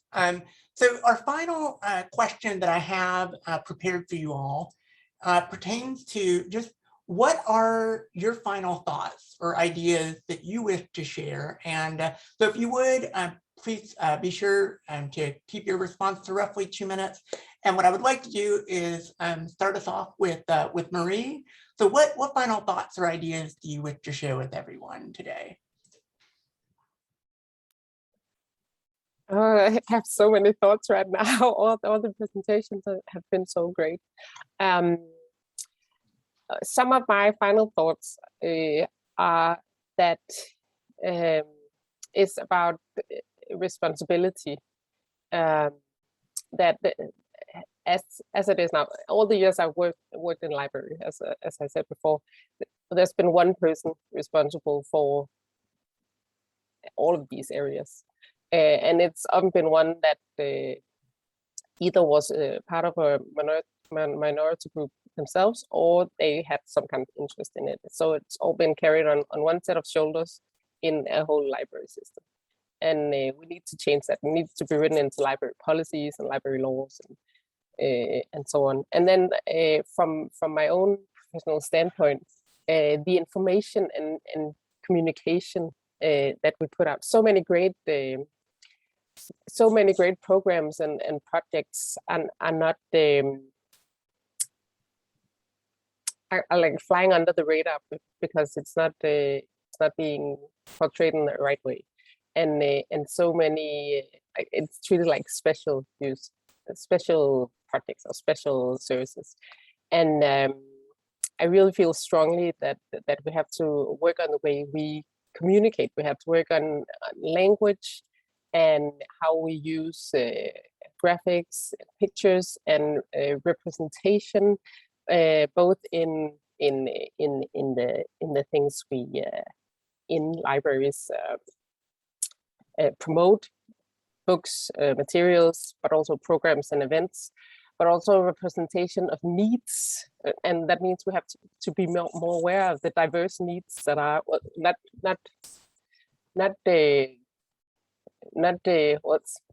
different needs per se, because we all want to use the library, but we have to use it in different ways. And some people need to know they're welcome because they haven't historically been welcome.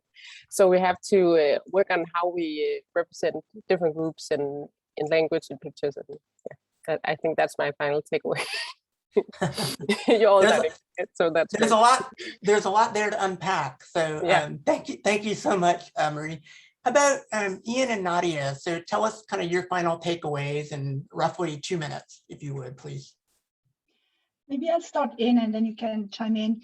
I think everything that has been said today about different community, different groups, different issues, everything seems very interconnected to me, and it's very much relevant to our discussion of linguistic justice. So in general, what I think we want to leave you with is the idea that librarians and community members can cooperate and take advantage of library space to create linguistically welcoming environments for everyone. And this way, the entire community, those who are interested in learning a language, the speakers of languages, the institutions that are holding language resources, can work together towards creating those welcoming environments, because we know that for many people, finding collections in their language in a library, but also being able to hear their language or use the language that they're most comfortable with in a space like a library is very, very important. So in the video that we posted, we do we develop a beginning of a framework for how we can try to start creating this kind of welcoming environment. It includes things like acknowledging linguistic literacy as part of information literacy, because we know that access to additional language can lead maybe to different kinds of skills and approaches in navigating the information landscape. Maybe we need to pay attention to out-of-school literacy practices of people, particularly those who live in minority language home environments. recognizing and valuing that staff often have additional language competencies. They speak other languages, and really recognizing that. And I'll stop here and pass it on to In, but maybe in terms of training, putting another language as, if not a requirement, at least an option for some of our students. In, do you want to add anything? No, I'll do it if I have time, but I'm happy to let the other panelists go first. Thank you, Ian. In the interest of time, you're right. So if we could move to Daniel, tell us what final thoughts or ideas that you all wish to share. Yeah, thank you, Kevin, and thank you, Kaio and Victoria. I'll try to be concise. I have points we wanted to share. I guess first, I really loved Marie's point and Ian's points about like libraries are not neutral spaces, and that kind of these things, in our case, like transgender healthcare, that's been sort of lumped in as like social justice, but also it's like life-saving healthcare that should be better incorporated into medical professionals training. So in this case, kind of like with that caveat, libraries and our roles within the libraries at Rutgers, we could start to fill in those gaps, but it is like also, I guess, just wanted to start by recognizing like kind of messed up that like those are gaps and those gaps exist in the first place. But it did give us an opportunity for these great collaborations. Kaio is a women's and gender studies librarian, Victoria is a medical librarian, and at the time I was in an MLIS program and working as Kaio's research assistant with some experience in information seeking. So we kind of all came together on our end and then connected with doctors and OBGYN and internists, a bunch of med students, and then also community members. There was a nurse who was in charge of kind of the gender affirmation surgery program at Robert Wood Johnson, got all these external people to get involved. And then also as this program grew, we were able to get more community members involved as participants and attendees of the workshops, which I think was able to expand more even in the midst of like the pandemic and moving things virtual. We really saw kind of our programming grow. And so that was kind of one big takeaway that came from both seeking out these partners and finding connections. And we felt that the focus on one specific topic or one specific issue really allowed that to happen. In this case, it was transgender healthcare, and then a little bit more expansive to just LGBTQI+ healthcare in general. But that focus on a topic really allowed us to hone in on it, get all these collaborators and participants who were invested in this one disparity, and then sort of figure out how our community members really wanted it to be addressed, and and we've also been able to really shape programming and who's coming to these ongoing workshops and sessions by having such a specific focus on one healthcare topic that we as librarians and library professionals are trying to help meet the information needs of. And then also just because we came from different levels, kind of breaking down those institutional barriers based on like position or affiliation, and really being open to working with people across library levels, across disciplines, and recognizing that, especially in this case, a lot of people also have experiences to share based on their lived experiences, and how that you as a person who is trans or LGBTQIA+ can bring so much to a discussion or a presentation just by talking about your own experiences with this messed up medical system we have in the US, and how hard it is to get gender affirmation surgery and other necessary healthcare. Well, thank you so much, Daniel, for sharing your thoughts. And who would, from our last group, would like to kind of share some final thoughts with us in about a minute or two? I can jump in. Can y'all hear me? Yes? Yes. Okay. So to wrap up what all of my group mates and professors have been saying, I think two things. I took away two successes, two successes from this course. One is that, you know, Dr. Elkins and Dr. Simons, they were aware of their privilege from the first session as to white professors. And they stepped back. They really prioritized, you know, the experiences of students of color, the reading books, reading texts, and, you know, different scholarly literature from Black feminists. And, you know, they did a lot to acknowledge, hey, we understand that this is a very white dominant profession, that and as to white professors, they were very cognizant of that from the beginning. And I think the second thing, this kind of connects to that, we embraced failure and listening from the first session. We understood that these conversations around equity and diversity, they're not easy conversations, and that failure is not bad. It is to be expected. There's never going to be like a tension-free, a mistake-free conversation. And then to jump back to what Vicky was saying, I was in an affinity space with Vicky, and I really want to reiterate how empowering those spaces are for students and just people from marginalized backgrounds. Incredibly empowering, just to be able to, I kind of liken it to just a release of tension. You know, I can exist in that space as myself, as not having to perform for, you know, in our class, it was a majority white class. And I could just exist and share my experiences and feelings without having to explain myself every time. And I really want to emphasize how empowering that is, because that is not an experience I have in most professional spaces, which is unfortunate, obviously. But, you know, I urge all of, you know, our white colleagues to make those intentional spaces for marginalized groups. You know, we've been talking a lot about collaboration and interdisciplinary work, but we have to make spaces that are safe, and realizing that your experiences, while they're valid, are they going to, does your, you know, privilege, or does your experience make it less safe for someone else? And when, you know, Dr. Simons and Dr. Elkins would often, you know, jump into the affinity spaces and kind of just observe, but they never said anything. You know, they never pushed an agenda. They never pushed a certain whatever. They just let us be.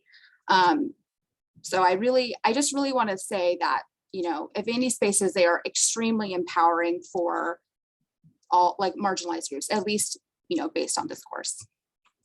Thank you so much. Appreciate your thoughts as well.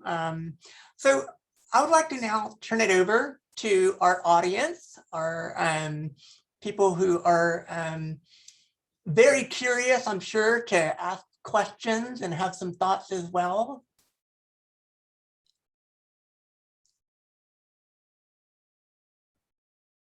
You're free to type questions in the chat, or you can even raise your hand. And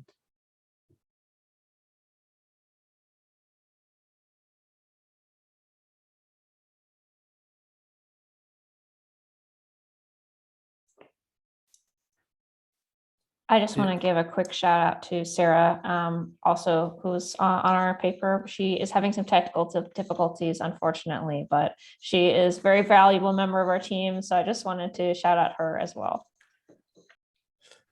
Hi, all. I just have a quick questions and comments. I'm the annoying guy who keeps asking this stuff, but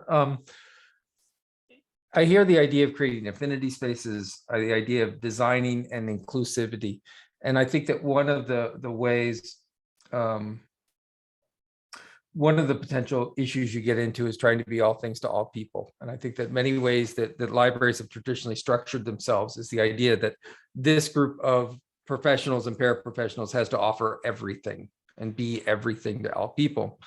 And I think that would it be fair to say that the growing concept of participation and participatory libraries, where the community is seen not simply as someone being served, but a group of expertise and resources to be shared, is a way that we can talk about creating potentially expanded and more inclusive services? Are those two concepts linked? Do we need our communities to have greater ownership and participation in our libraries in order for those communities to be well served as well as included?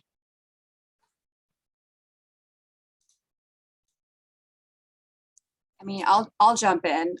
Yes, I think that's my immediate answer. I actually just started my first librarian job. I'm a teen librarian in Irving now, and Irving Public in Texas, excuse me. We have 3 very different branches that serve very, very different communities. Irving is an extremely ethnically, racially diverse city, and my group of teens that I serve and create programs and displays and all of that for is extremely different from our other 2 branches, and I mean, my perspective is if I'm not creating things with their input, and if they're not creating things alongside me, then what is the point? They're not going to, especially, if y'all have ever worked with teenagers, they are honest with you. They will tell you when something is just wrong or off base or not relevant. So I honestly can't even see the point of my job if they're not doing it with me, if I'm not uplifting what they're saying, what they're thinking, and addressing their needs directly. And not even addressing, but stepping back again and letting them create it, and letting their voices be the dominant in the conversations.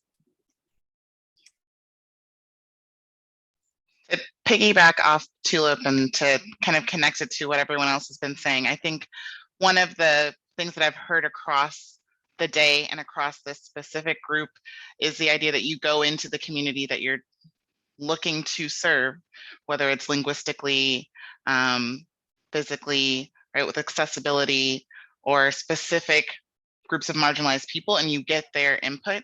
And I think what I like about the way I see the future of librarianship is that if we are including people who speak multiple languages, people from the LGBTQIA+ community, people of different cultural and ethnic backgrounds in librarianship, then that starts to fix some of the problems, right? Because we can't be experts in everything. And so while collaboration and interdisciplinary work will do a lot, what we'll do more is to have people from these groups feel like this is a space where they can work in, feel like this is a career path that they can be on.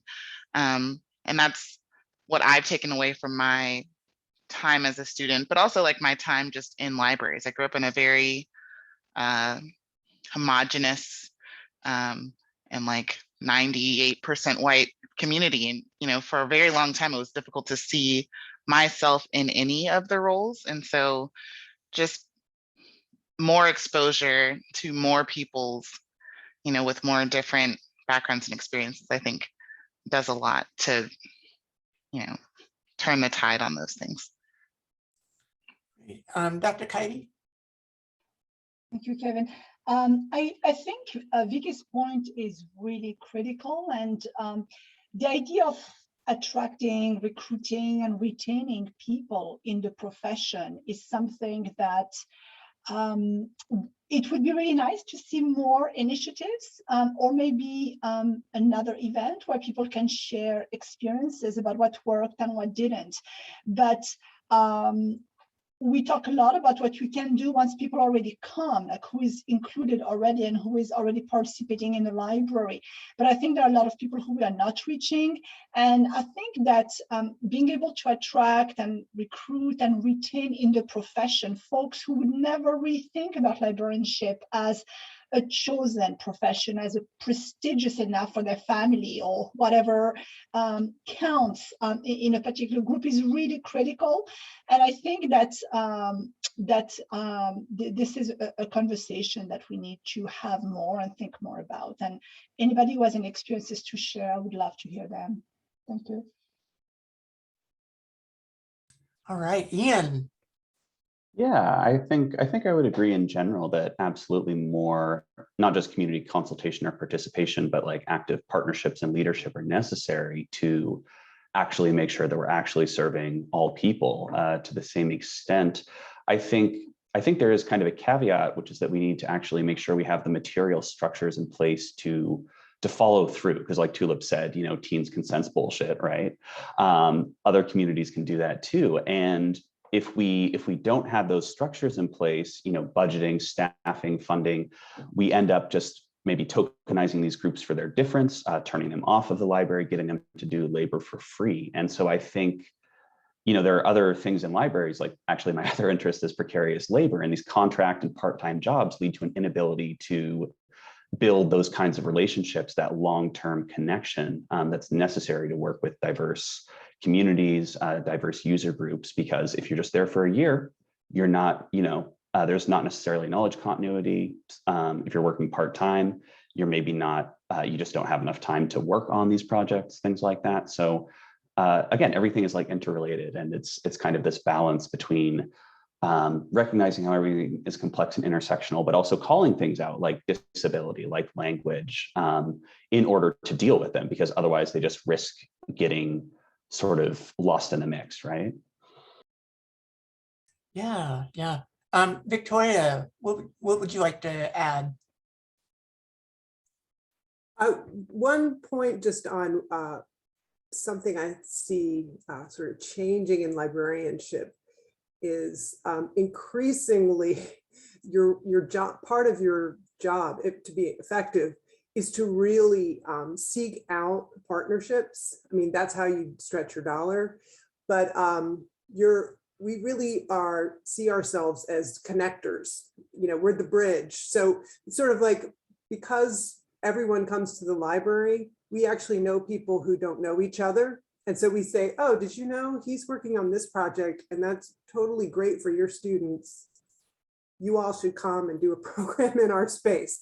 So we sort of, I see myself more and more bringing people who don't know each other together, because I happen to hear, I mean, in the pandemic, this is what I missed, is like standing outside the elevator and hearing about someone's project and going, oh, I know somebody who I was sitting next to at a meeting. That doesn't happen anymore, except in the chat box. But that role of connecting people who maybe didn't know each other, finding partners so you can actually have programming where there's food and, you know, you're bringing different kind of communities together, is becoming just more and more important part of librarianship. And how you promote yourself, it kind of busts open the idea of what people think about when they think about library. It's sometimes they're like shocked, like, oh, you do that? So there's a lot of sort of self-promotion and relationship building that is just professionally more and more kind of, I mean, luckily we Cairo and I love to do that. So it's an engaging part of the job that maybe I think take on more and more importance. Thank you, Victoria, for sharing your insight there. Marie. Yes, I just wanted to say I agree with Ian on being ready to follow through when you start something, and in my area, of course, also knowing that the physical spaces are also accessible. I've had so many people come to like, the library is for all, we want to do a hearing, we want to hear your experiences, and then there's a stare and people can't come into the actual room. So the physical part of that of accessibility is super important. But also in organizational, having a structure in place, because so many people who work in these areas suffer from burnout. Because the organization is not wired or supporting people in these areas, in these roles, and it can be hard.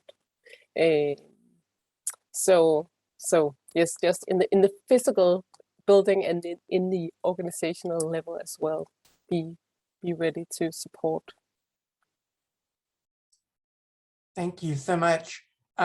We have a few moments left, but I wanted to give you all an opportunity to ask questions of each other. So the panelists kind of maybe posing questions about each other's work, and kind of we've kind of seen a lot of overlap I think today, but I'd be curious to see what questions y'all have for each other.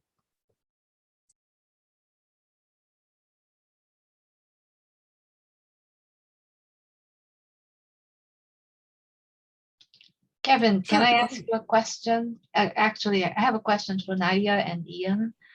You talked Sure, about, yeah. can I? So you talked about your project is about languages. And as somebody who grew up bilingual and came to the United States as an adult, the language is something that had always been very important in my life. So how, but on the other hand, there are although there is a growth of, due to immigration, people that speak different languages, but officially, the official language, especially in the internet era, the English is really a predominant language of communication. So I was wondering what are your steps that you're thinking of implementing your push for the multilingual library? I can start in and then you can chime in. We are working on a huge project right now that is about growing up bilingual or even multilingual. And we're not only talking about kind of first generation immigrants, but also the 1.5 generation, the second generation. My kids have 2 or 3 cultures that they are kind of embedded in. But what they do not have is the language to access the stories. So when we talk about libraries serving bilingual or multilingual children, in my mind, it's also about giving generations of people access to stories that are part of their culture, that they have a right to, that are critical for their own identity formation. So I was interested in the work by André Pierre earlier about reading. But for me, it's not just reading, it's really kind of access to stories, access to a cultural heritage. So language is just one instrument, one means to define or redefine who you are. So in Canada, we have both French and English as the 2 official languages, but really, why not Indigenous languages too? Because they are the foundational languages, right? So the question is that which language should be the official and the one that we should all know versus others? Who gets to decide, right? So it was about kind of tackling those questions, Caio, that we were interested in language as an entry point into this conversation. Yeah, and I would say about English language kind of monolingualism. I think the risk is that not that English is inherently bad or rotten or anything. Obviously, it has utility as kind of a lingua franca, but languages are not just their utility. And that's what we see as in some cases, a very neoliberal view of languages as just tools to be used, ways to communicate, but they're also tied to, power, culture, identity. And so, to an extent, for instance, in scholarly communications, it creates gaps in awareness. It's hard for us in LIS in Canada and US to access scholarship from, say, South America if we don't speak Spanish.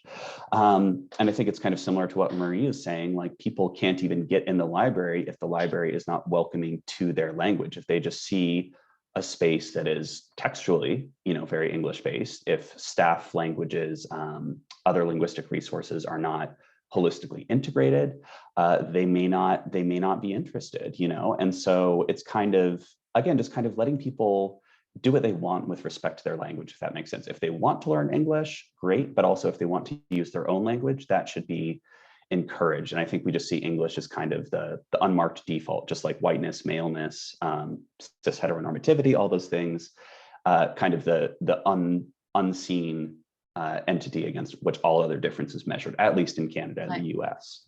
Yeah. Thank you. Great. Is there a final question? We have about 2 minutes left.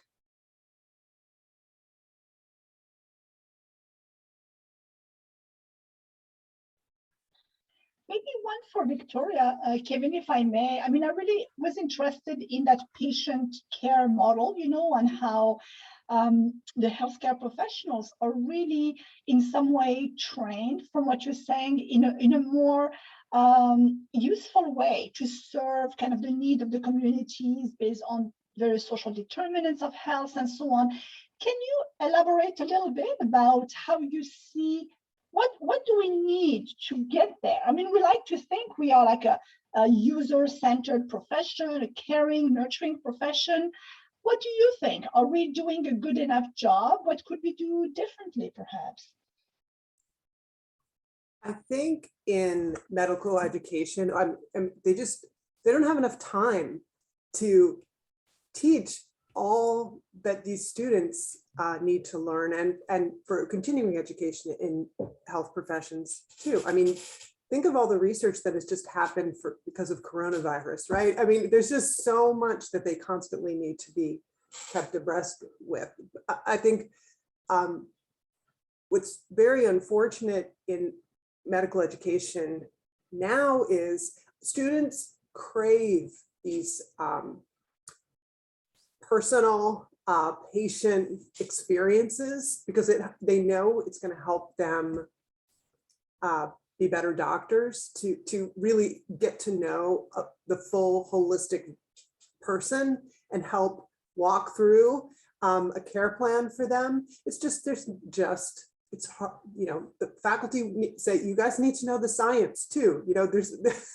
Let's get to the textbooks. So it's just a delicate balance of opportunities where students are able to work with patients and hear life experiences of patients. I think what was so revealing about our programming was systemic barriers built in from the intake form, like where you have a binary choice about what your gender is, to just navigating, the nurse coming in and calling your name in the waiting room, or, there's just a million things that you may not think of, and that it's really important to have it revealed, because students and nurses and other healthcare professionals can fix these problems that are built into their environment.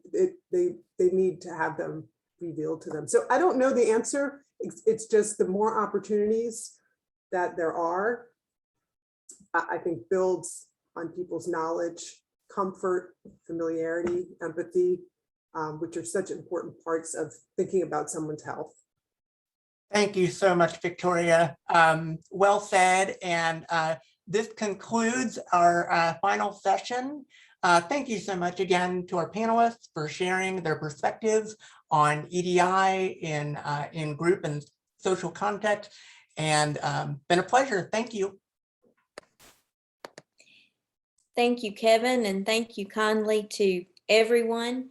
It has been such a remarkable pleasure and privilege to be with all of you today and to learn from all of you today and all of your lived experiences. I think for me, as we pull all of these topics together and look for our common threads, it is that each and every human being has differing lived experiences, and each lived experiences has value, has things to teach us that without those lived experiences, we would not have those same learning experiences, those same perspectives, the same opportunities. And I think we have both a responsibility and a privilege to see the beauty in our differences and to see how our differences make us each uniquely able. For it is from our differences that we develop new abilities that we might not otherwise have. And so to be able to come together with all of you today and hear about all of these lived experiences, our roles, our responsibilities, and our privilege in bringing equity, diversity, and accessibility together for inclusion, it has really been a privilege. And I want to thank each and every one of you, as well as every individual who has been a part of putting these events together. and also our visionary, Dr. David Lankus. And Dr. Lankus, I'll turn it to you for final remarks. Well, as always, Dr. Copeland has said everything much better than I could have. And so let me take a particular time to thank her and the board that she helped put together to bring this day into reality. And so our goal in all of these was to have conversations, to spark them, and that's what's happening. I am learning a lot, and I very much appreciate it. So rather than, once again, trying to end on a topic other than what Dr. Copeland has just said, let me extend the invitation. We have two more next week, Thursday, same time. We have a discussion around international librarianship. What are these ideas that we're talking about? Obviously with international panelists, but what is it that pulls across these different borders and borders of all sort? And then in 2 weeks, we'll have the final of the symposium, which is on bringing these ideas together around the idea of creating a new normal agenda. Where do we move from here? And I think a lot of these are fabulous resources and part of it. So I really, really sincerely hope you have an opportunity to join us for those. And I just want to thank you all very much for a very informative day. It is the one theme that I will take away is humility, the notion of approaching our communities with humility to understand that we are places that are learning right along with them. And this was an excellent demonstration. So thank you, Dr. Copeland. Thank you all of our participants and moderators for doing a great job. I want to thank Michael and Tammy for helping to deal with logistics. And I very much want to thank Vanessa Kitsey, Dr. Kitsey, for helping out as well. Library of Congress for giving us the technology to support it, and all of our sponsors. I will hope to see you once again in 1 week. Thank you very much. Have a great day.